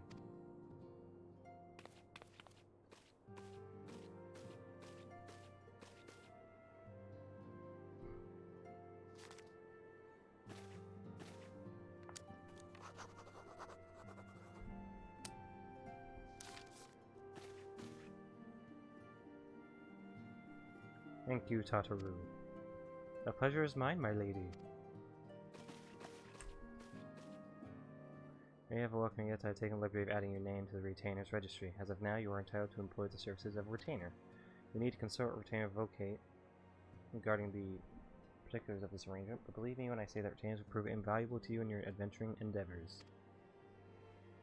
Let this gesture serve as evidence of our commitment to do all in our power to facilitate your personal objectives. In return, we ask that you aid us to the fullest extent of your talents. A mutually beneficial relationship, I'm sure you agree, and one which serves the greater good besides. Well, that was a veritable lecture, was it not? Forgive me, but it is important that all concerned be aware of what is expected of them. Now you know our purpose and what we can offer you. I invite you to consider joining us. When you have come to a decision, you may tell me without fear of censure. Good faith, I shall entrust you with our order's password, which our members use to reach one another when afield. It is Wild Rose. Pray keep it safe.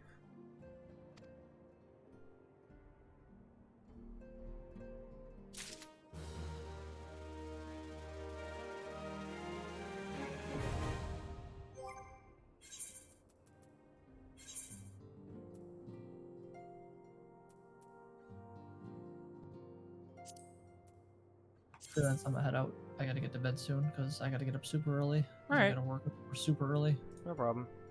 So I will catch you later. Catch you later, man.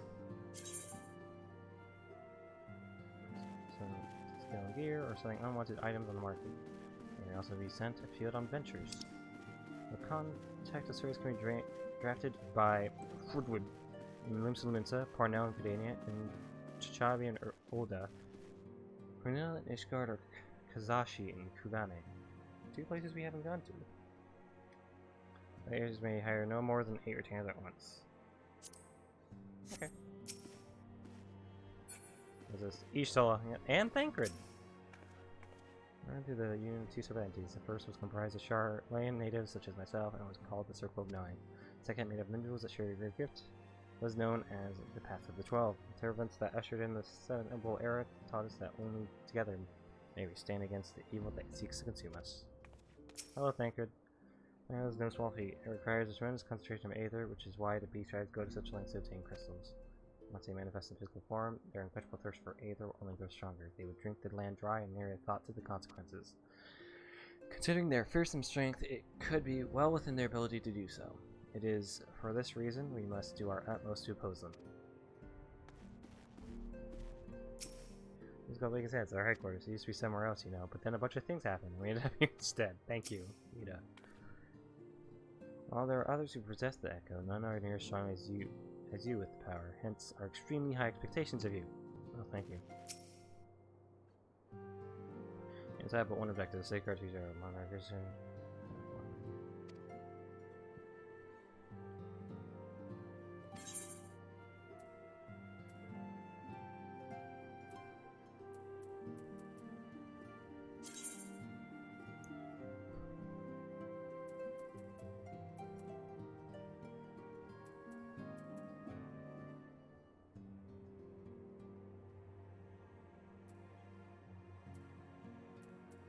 Oh, another bell. Might have to get that. I take it you will help us.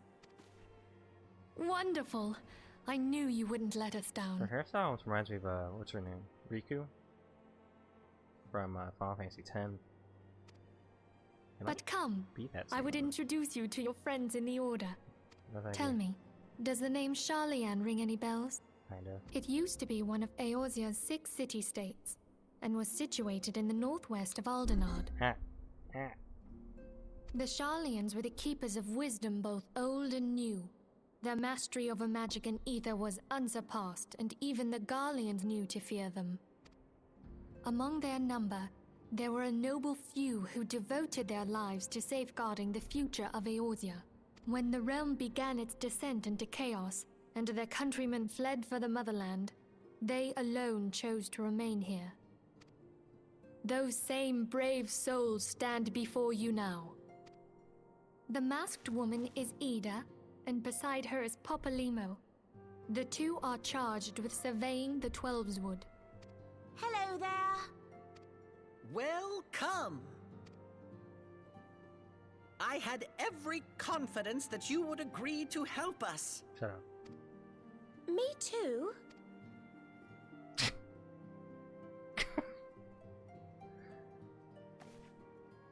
Okay, my turn to introduce someone. That there is Thancred. He is our man here in Ul'dah, Jewel of the Desert. Welcome to the team. Sounds familiar. If I may, the lovely maiden beside me is named Y'shtola. Y'shtola. Limsa Lominsa has the pleasure of being under her care. Greetings. Last but not least is Urianger, who presides over all Urianger. affairs within these halls. Pray seek him out whenever you have questions. Dawn may banish even the... Oh, sorry. The words of a dear friend. I am glad of our meeting. At the Battle of Carteneau, our leader was taken from us. But we did not stray from our purpose. We sought out Minfilia and others with her talent, and together established the Scions of the Seventh Dawn. Along with the Archons, those blessed with the Echo play a pivotal role in our endeavor to forge a brighter tomorrow for the realm.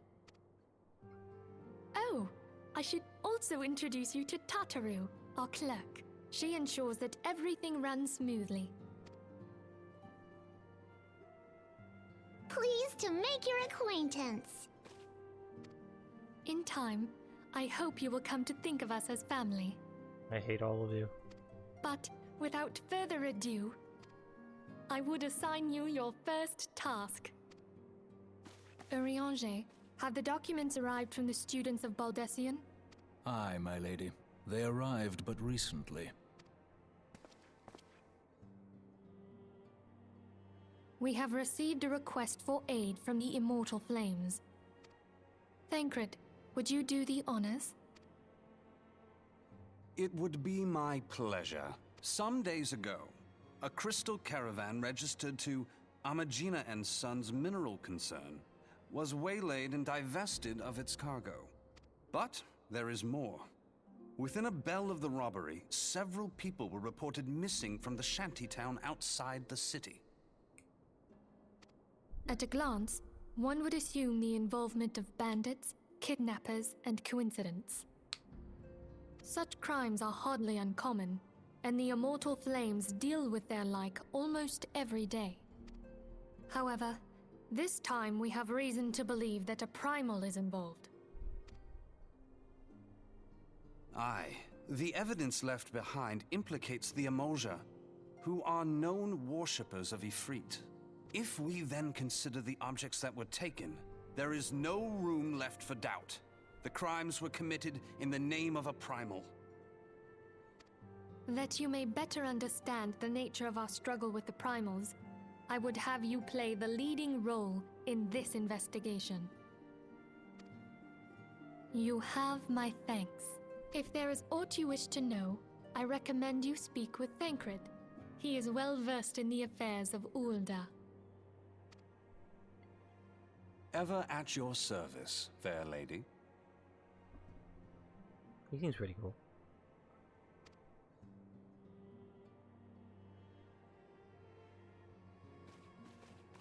I want to see how this looks in 4K. I didn't really look at the close-up of characters all that much.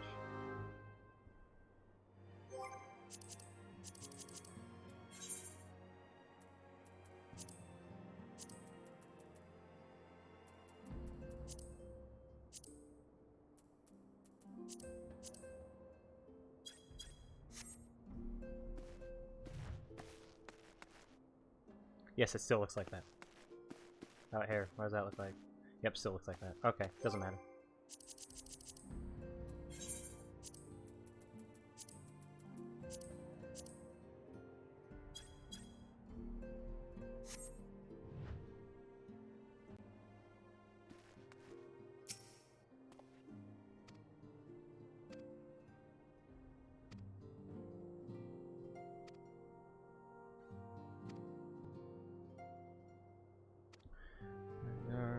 Pay him visit, see if he gives full cooperation. Oh, there you go. Oh, okay.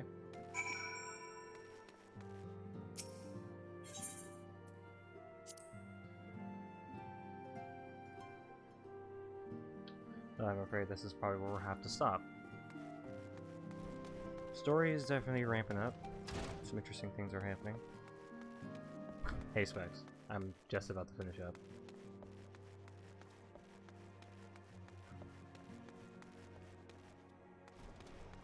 There we go.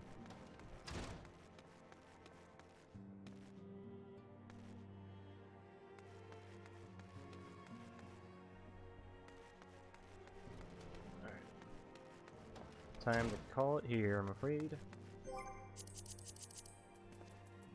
Might play more later tonight, not sure if I'll stream it, but we'll see. Alright. Thank you guys for watching, and I'll see you all next time. Have a good night.